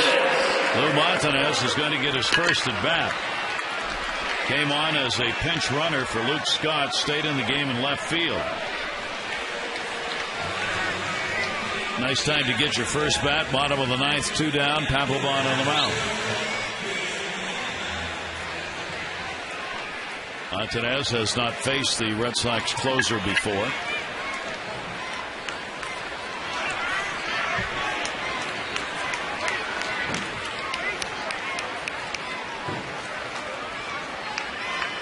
Wigginton at first base. He'll keep the lead short.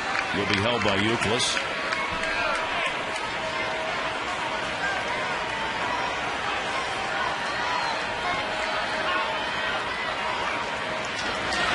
Montanez will take it up high for a ball.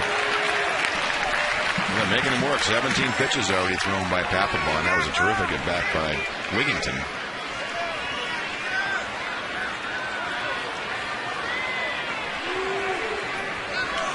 Papelbon worked in the second 4 days ago. There's the bench with Wieters, Patterson, and Atkins still available for Juan Samuel. Here's the 1-0 delivery. Papelbon got his 13th save against Oakland on the 2nd of this month. He worked an inning, gave up a run on a couple of hits in the ballgame. He's 13 out of 14 in saves. Right here, obviously, he's just trying to keep the score tied to get the ballgame moved on.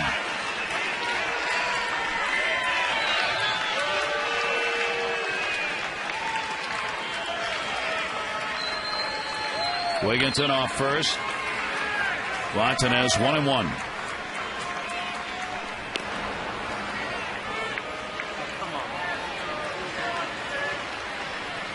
It's one of those you may see Wigginton try to sneak into scoring position.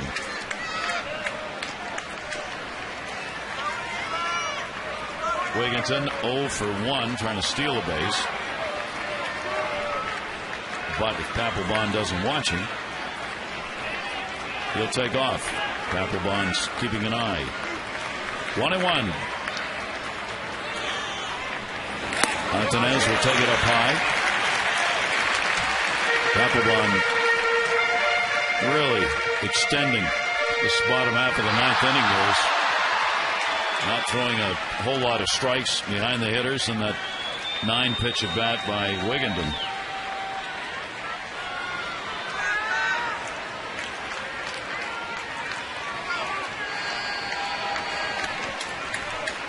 Montanez is kind of waiting. Lead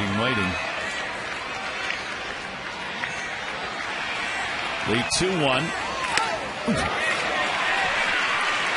Almost got a piece of the jersey, but not quite. So a 3-ball, 1-strike count. Casey Papelbon, he really doesn't try to speed up or do anything with a runner on first. Montanez not sure how that ball missed him, really. If he'd only asked for a large instead of a medium, he'd be on.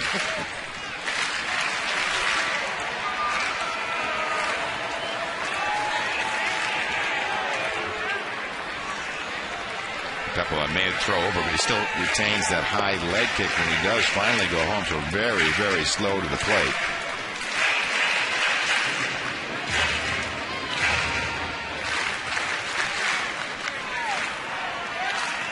Game of pinochle? What's that? I might play a game while we waited for him to throw. Here's the 3-1. There goes Wigginton. The ball hit in the air to center. Cameron going back. Warning track wall. Cameron makes the catch. Lou Montanez hit it to the deepest part of the ballpark. 400+ feet. Cameron over the shoulder. If that's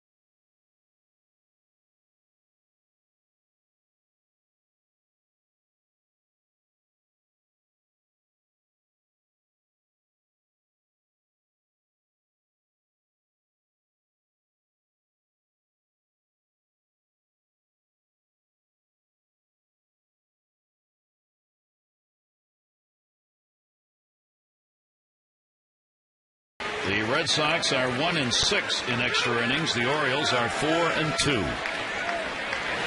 Kevin Youkilis leads it off. A walk, a single. Picked up a run, getting his average to 320. He's got a 6-game hit streak now. What a catch by Cameron. Foul back. And that is about as nice a defensive play as you are going to see in baseball. It may not be spectacular diving, rolling, but it is a great play. Yeah, because when he turns his head to home plate and knows that ball's hitting a little bit harder than he thought and had to gauge it, then he has to turn around again and find it. Now he's going to deal with the wall. That hit him. Youkilis, Terry Francona's on his way out with a trainer. Youkilis wants no part of it. This is the way we usually see right-handed to right-hander, left-handed to left-hander. You'll clear that front arm, and then that back arm is where you get it. The right arm. Youkilis being attended to. 6th time he's been hit by a pitch. The 3rd hit batter by David Hernandez. Youkilis was in a conversation with Wigington, and the manager said, "Hey, you okay?" So sorry to interrupt your conversation with Wigington, but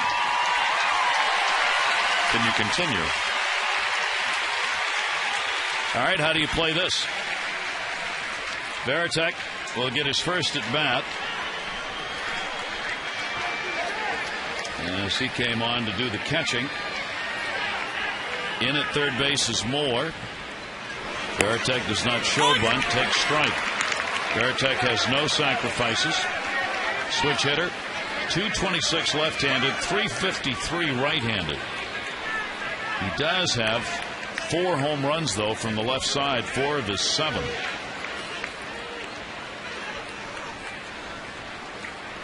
Oh, delivery by Hernandez, and that will be fouled away. I think they give him a shot to try to pull the ball through the hole with Youkilis being held on by Wigington.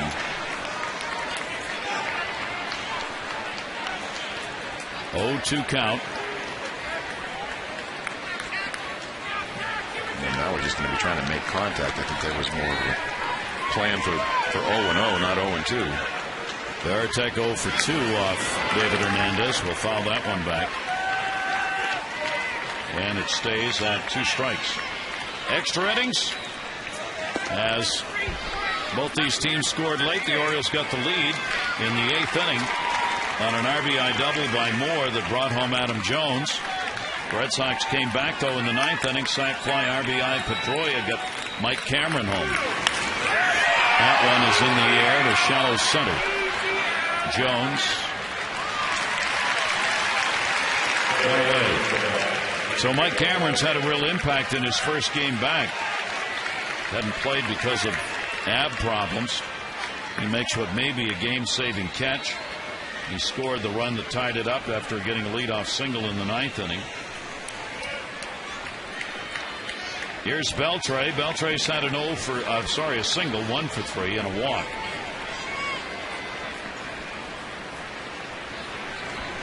Runner on at first base is Youkilis, and the throw over to get him back.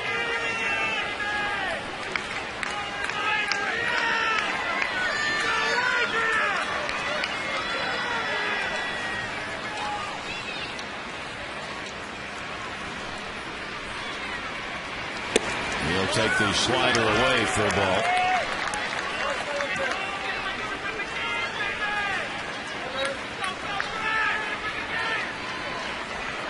Beltre 3 for 6 off David Hernandez. And with this game going 10 innings, he may not be complaining so loudly about having the day off yesterday. That's right.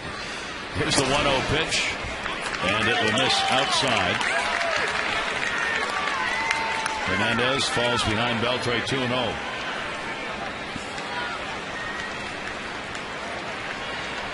Not seen a big lead at first base. With Youkilis not a speedy base runner. 2-0 delivery. Here's a rainmaker. Wigington in foul territory. And he's got it. 2 down.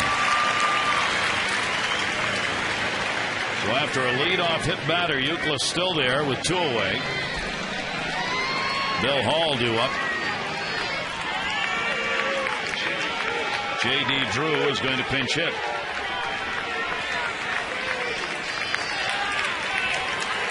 Drew played in yesterday's game 0 for 3 with a walk. Rick Kranitz will come out to check on how they want to work to him. Drew 4 for 10 lifetime off David Hernandez, including a home run. White Sox beat Cleveland 8-7 today. The Yankees to come back over Toronto 4-3. KC beat the Tigers 7-2 in finals in the American League. J.D. Drew against the Orioles. You saw the numbers that he has put up. Lifetime 346, and this year 370. As a pinch hitter, he's 1 for 1, a double. He's had 3 home runs against the Orioles this year and 9 RBIs. Vying for bragging rights with Euclid, who's had 4 home runs and 12 RBIs against the Orioles. And the pitch will be taken away for a ball. Top of the 10th, runner at first, 2 down.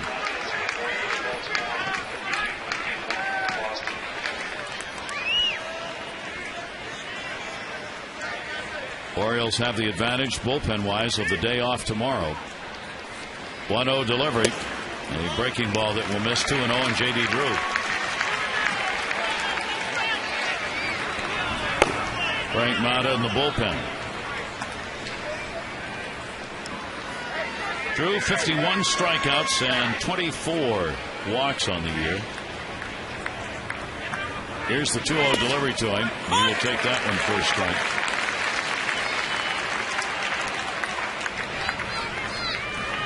Hideki Kojima, second time he has been up in the pen.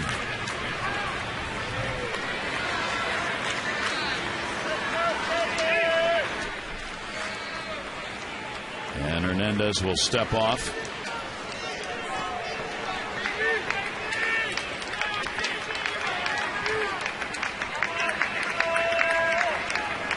Two-one delivery. Missed down low. 95-mile-an-hour fastball around the plate, but Hernandez going, where was that? The Oriole bullpen has been used a lot the last 4 days. 17 innings of work, and they've pitched a few in here today also.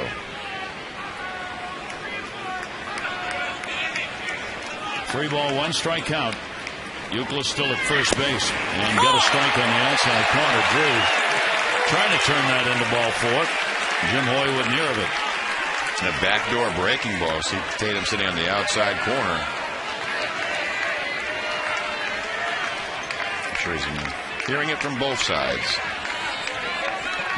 Now 3-2. That'll have Euclid on the move here with 2 down. The delivery to Drew. In the air, right center. Markakis coming in, and Markakis will make the catch. No runs, no hits, no errors, and a base runner left on. We go to the bottom of the 10th. Jones, Moore, and Tatum due up.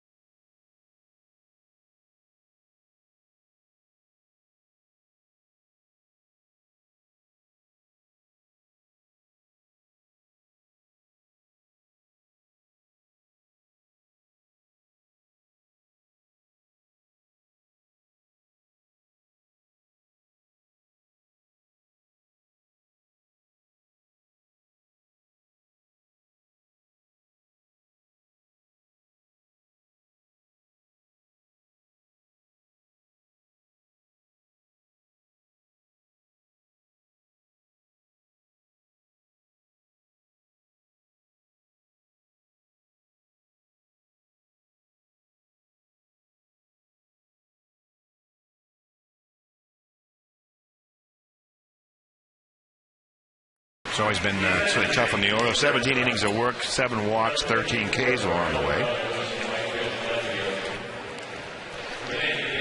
Okajima in the bottom half of the 10th inning. J.D. Drew will stay in the ball game, play right field. And McDonald will move from right to left with Hall having come out of the ball game. So the Orioles will try and win it here in the 10th inning. It'll be Jones, Moore, and Tatum. Papelbon works an inning with a walk and a strikeout. Now Hideki Okajima. Okajima's last outing on the 3rd against Oakland, 2/3 of an inning. No runs, 1 hit. Got a strikeout in that one. Okajima has had a couple of save opportunities, actually, but he's 0 for 2. This is not, obviously, the situation here. Jones, first ball hitting to right field. J.D. Drew. The pitch in and out.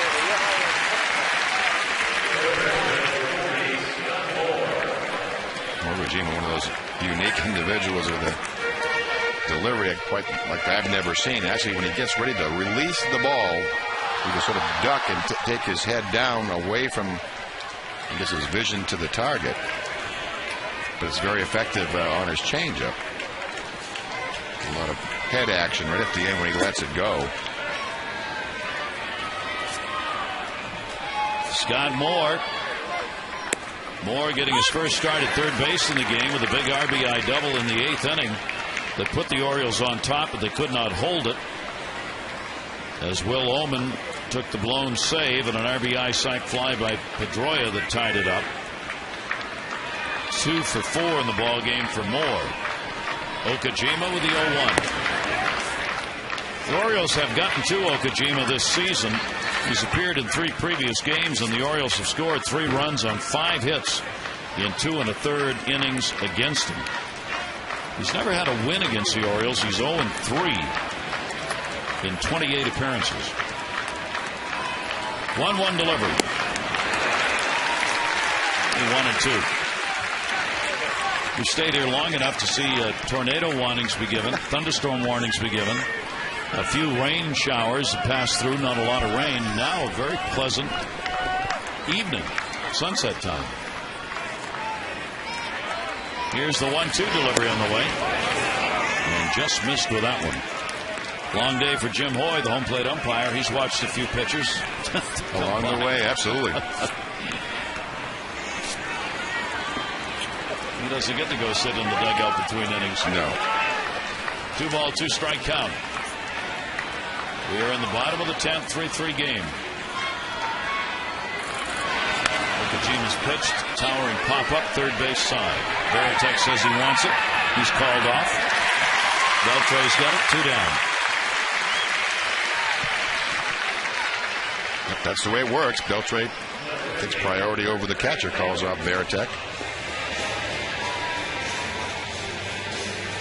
Most of the 27,700 plus have stayed in a good ball game. Craig Tatum will come on, the catcher. He has a single and a couple of walks in the game, officially 1 for 2. The Red Sox win and they sweep this 3-game set, and Orioles win and they end the 10-game losing streak. All that's still up for grabs in this game. And Tatum will take Okajima for a strike. We're actually going to have shadows now. Sun peeking through a bit. Yeah, there's lights on and dark in the 3rd inning, and now in the 10th, the sun's out. We need sunglasses. As the sun sets, we need sunglasses. And the pitch is inside. 1 ball, 1 strike count. I'm sure some of you have enjoyed a round of golf. Come back to join us. Barbecued out back, dinner. Sure. Yeah.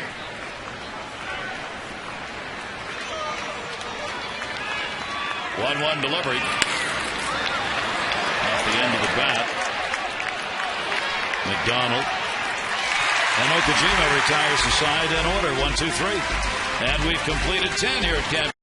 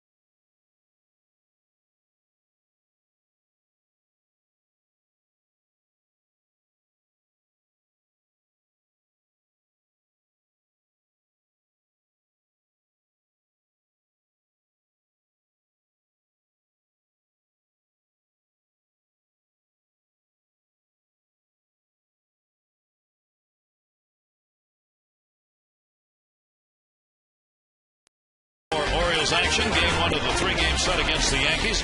Kevin Millwood takes them out against Phil Hughes. Our coverage on Masson HD at 6:30 with O's Extra, presented by your local Ford dealer. Followed by our game coverage at 7. All the access you need right here on Masson. There are the matchups for the Yankees series Tuesday, Wednesday, Thursday nights. David Hernandez in the top of the 11th inning. Mike Cameron, a couple of walks, single, strikeout. That single in the 9th inning, he'd come around to score. The tying run tied it up at 3-3. Hernandez up high with a fastball, and it'll go to 2-0. David Hernandez working the 10th inning. Hit the leadoff batter, but got the next 3 out of there.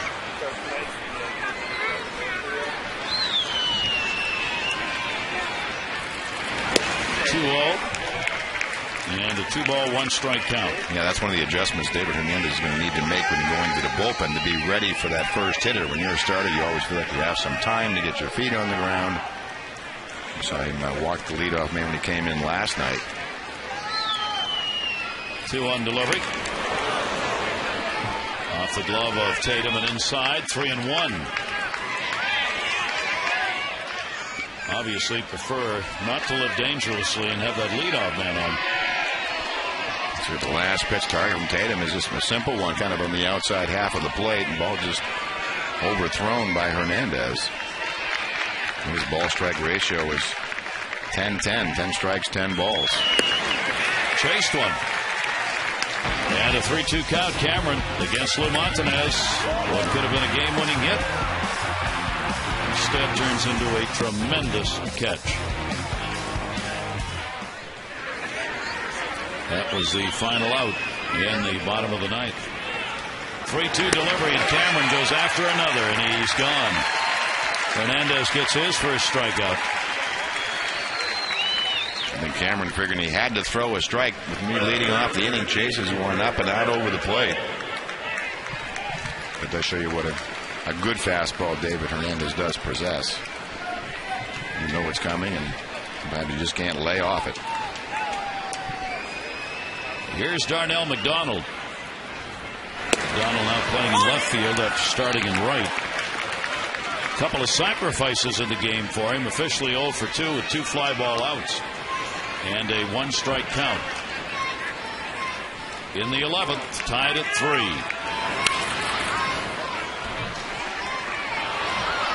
A couple of baseball notes I thought interesting. When the season started, a lot of people thought Randy Winn was going to be one of the surprise weapons for the Yankees. They released him. Cardinals have signed him. As he just was getting no playing time and really was doing nothing with the Yankees. 0-2 delivery away. And it cost us that one game. Remember the 3-run homer? Yep. And they got him as a veteran who they thought would come off the bench and provide some spark for them. 1-2 pitch. The other one was that Cito Gaston, apparently, according to the Toronto Sun, has turned down an invitation from Joe Girardi to coach the All-Star in the All-Star game. Cito said, "I'd rather have the time off." 2-ball, 2-strike count. McDonald waiting on it, and will foul it back into the seats.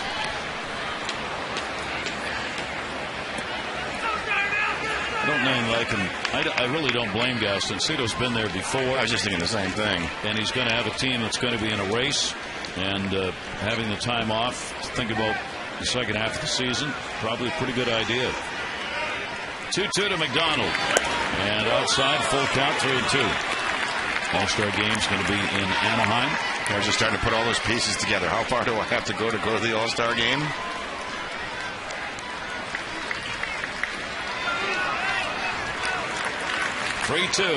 David Hernandez hits it in, and it's fouled away again. 2 baseballs have been used in this game. You can see the effects of almost constant drizzle, I guess, we had for the first 5 or 6 innings. Again, McDonald waiting, and the 3-2. And again, he fights it back. And he's still throwing hard, 96. Just the ball strike ratio has not been great. He's up to 30 pitches now, just 17 strikes out of 30 pitches.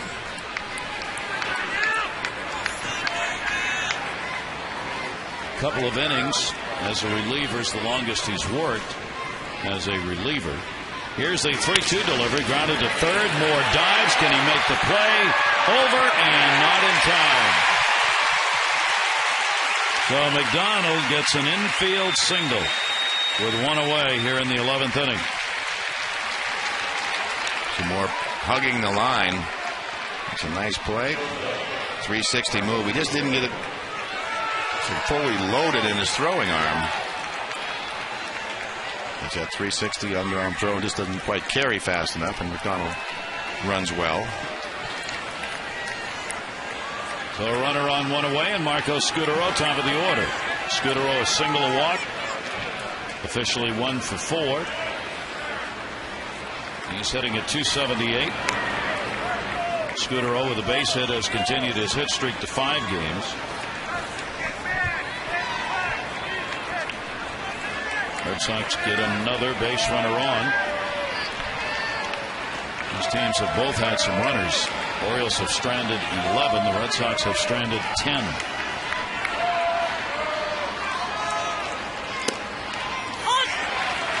Strike taken by Scutaro.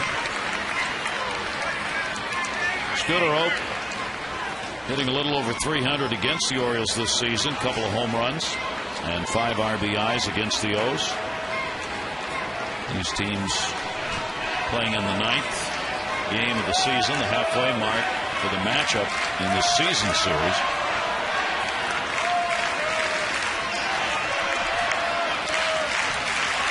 McDonald again back to the bag.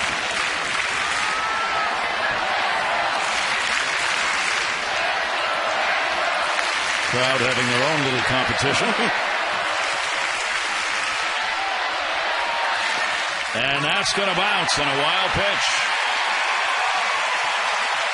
And McDonald goes down to second base. Yeah, breaking ball from David, and then as much a kick to the right, kicks back against the, sort of the grain for Tatum. That is the 6th wild pitch of the season for David Hernandez. So the potential go-ahead RBI on at second base. And Scutaro with a 1-ball, 1-strike count.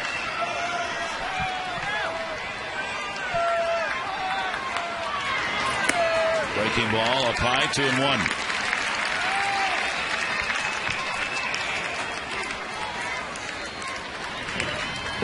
Mata's been up a couple of times, so has Alberto Castillo.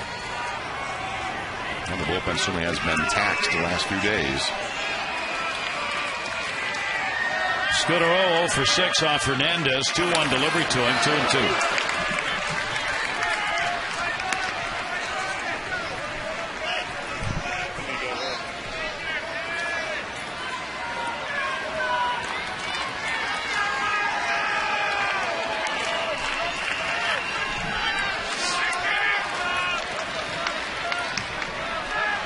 Samuel, the manager, still after that first win. 2-2 delivery. Jones. Runner will stay. Scutaro retired. 2 down.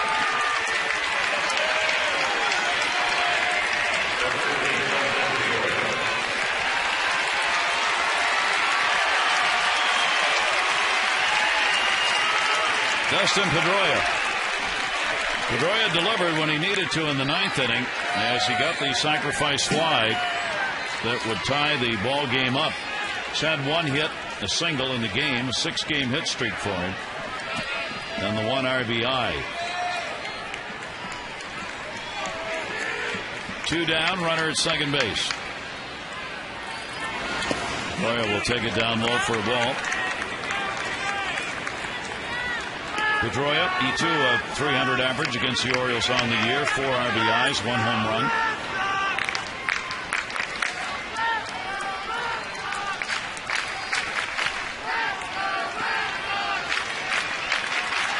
David Hernandez trying to leave that runner at second base.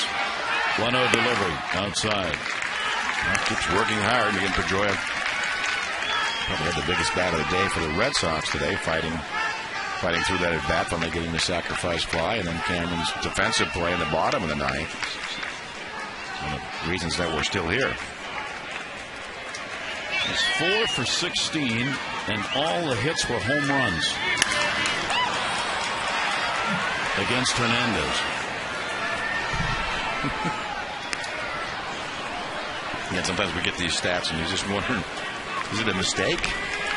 Yeah, that's exactly what I just looked at. That 4 for 16, 4 home runs off Hernandez. 2-ball, 1-strike count. You can be assured they both know it. Runner off second base. Here's the 2-1 delivery. Up high, pickoff attempt, look out. Nice play by Lugo. Here in the 11th inning. Jones was ready and was backing it up in center field. Yeah, the outfield that's a little bit shallow where Single could have cut off that tying run.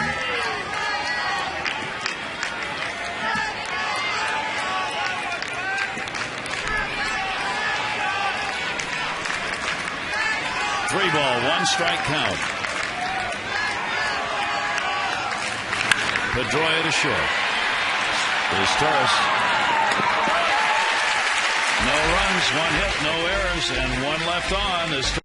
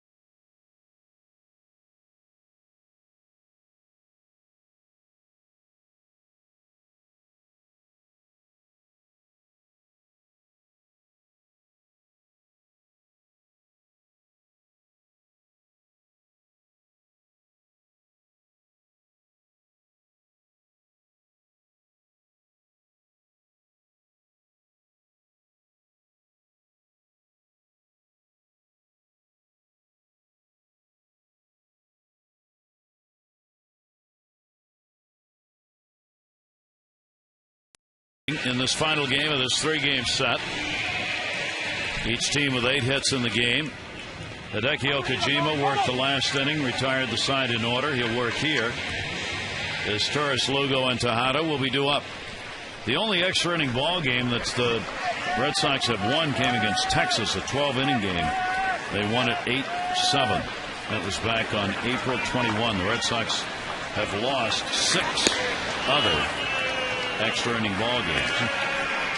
Meanwhile, the Orioles have come away with 4 wins in the 6 extra inning games that they have played. Yeah, they played, it seemed to be maybe late April, 3 in like 5 days.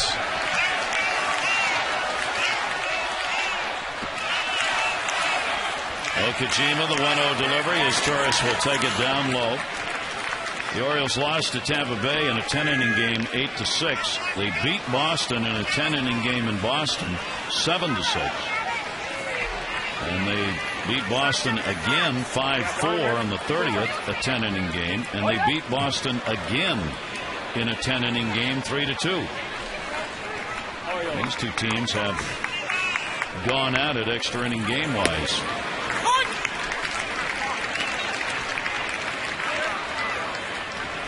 Two ball, 1-strike count.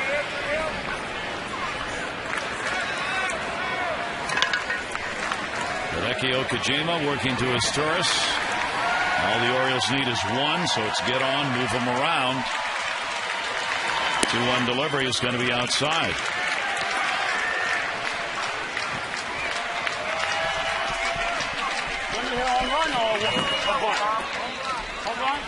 Three and one.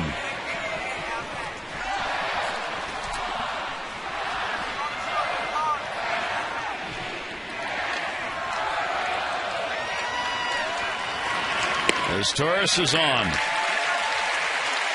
So a leadoff walk in the 11th inning. And the Orioles can get him around. They get the W. Julio Lugo is sacrificed once in the game. He's got an RBI off a fielder's choice. Struck out, grounded out, flied out. Well, we've seen him bunt quite often, as Darnell McDonald has for the Red Sox in this series.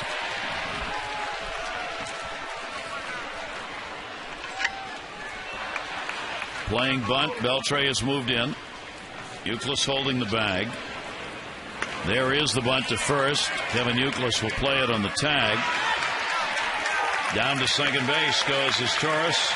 Lugo's second sacrifice of the day. One down. Veritek goes out to talk to Okajima with Tejada coming up. Tejada's 4 for 7 off Okajima with 2 home runs. Another good matchup. First base is open. The only run that matters is the one at second. Tejada's double came back in the first inning, and they're walking. Terry Francona obviously aware of those numbers.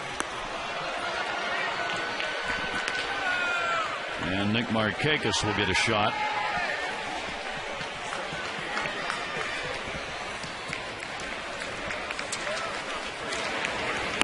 Tejada will take it outside.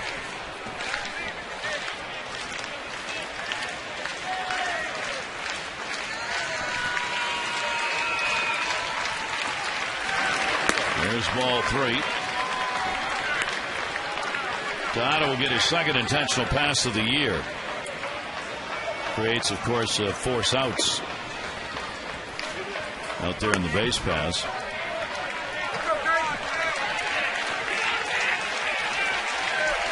Well, here's where Nick would love to come out of the offer.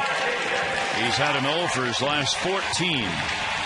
He has picked up a couple of walks in the game, officially 0 for 3. And the 5 for 20 against Hideki Okajima.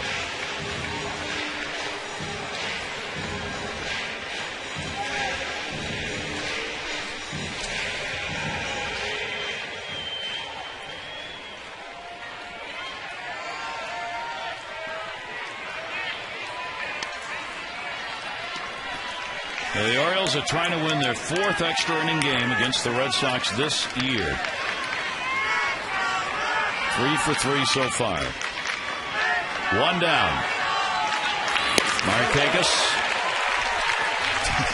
Where did that swing come from? Way back there. Really turned on this pitch. Looks like a little cutter from Okajima.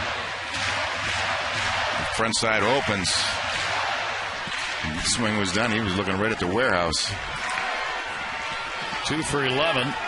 Runners in scoring position for the Orioles. Runners off first and second. Markakis will take it. 2-run homer back in the second inning by Victor Martinez. 2-0 Red Sox. The Orioles got 2 in their half of the second. RBI single is Taurus. Fielder's choice Lugo. No more scoring till the 8th inning. And an RBI double by Moore that brought Jones home for the lead, but the Red Sox answered in the 9th. Sac fly Pedroia brought home Mike Cameron. And the 1-1 delivery, Markakis will foul it away, 1-2.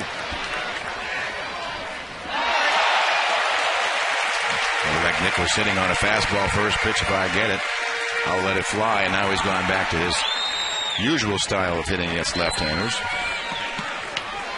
Brian Mattis and John Lackey, the 2 starters, obviously non-decision. 6 pitchers used by the Orioles, 5 by the Red Sox. Each team has used their closer, Ullman and Papelbon.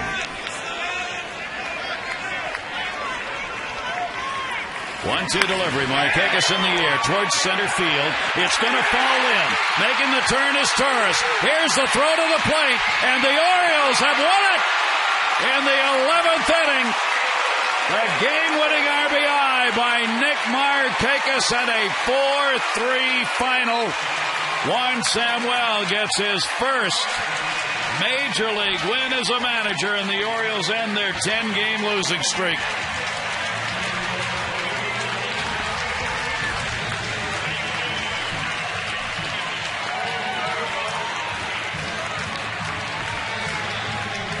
David Hernandez will get the win. Okajima will take the loss. And for the Orioles, can breathe again as Nick Markakis gets out of his offer with a game-winning base hit. Hope you'll join us again on Tuesday. Game 1, 3-game set against the Yankees. Kevin Millwood against Phil Hughes. Our coverage on MASN HD begins at 6:30 with O's Extra, presented by your local Ford dealer, followed by game coverage at 7. For Mike Flanagan, Amber Theo Harris, I'm Gary Thorne. That's going to do it. We bid you adieu. An exciting win for the Orioles as they've now won 4 extra inning ball games this year against Boston.